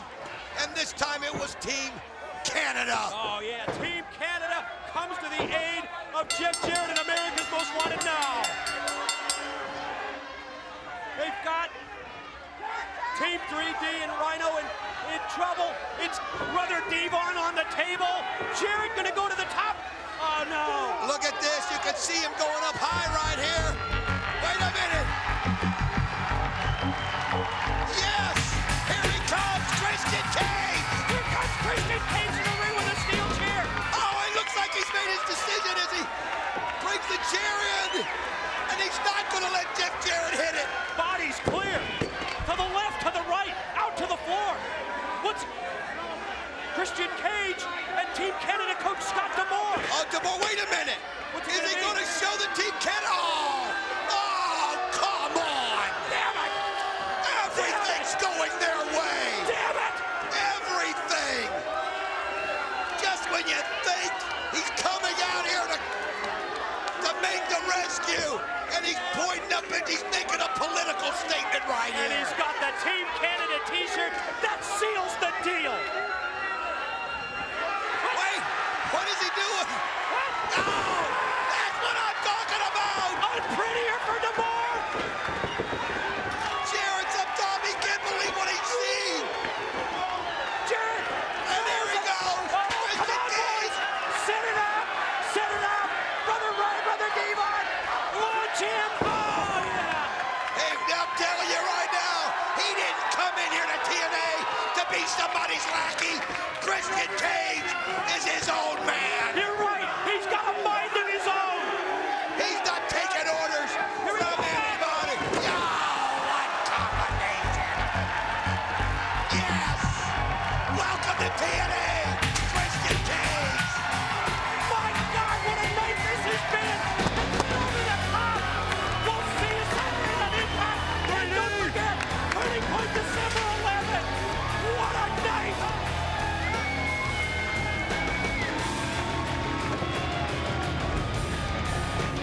This has been a presentation of TNA Wrestling.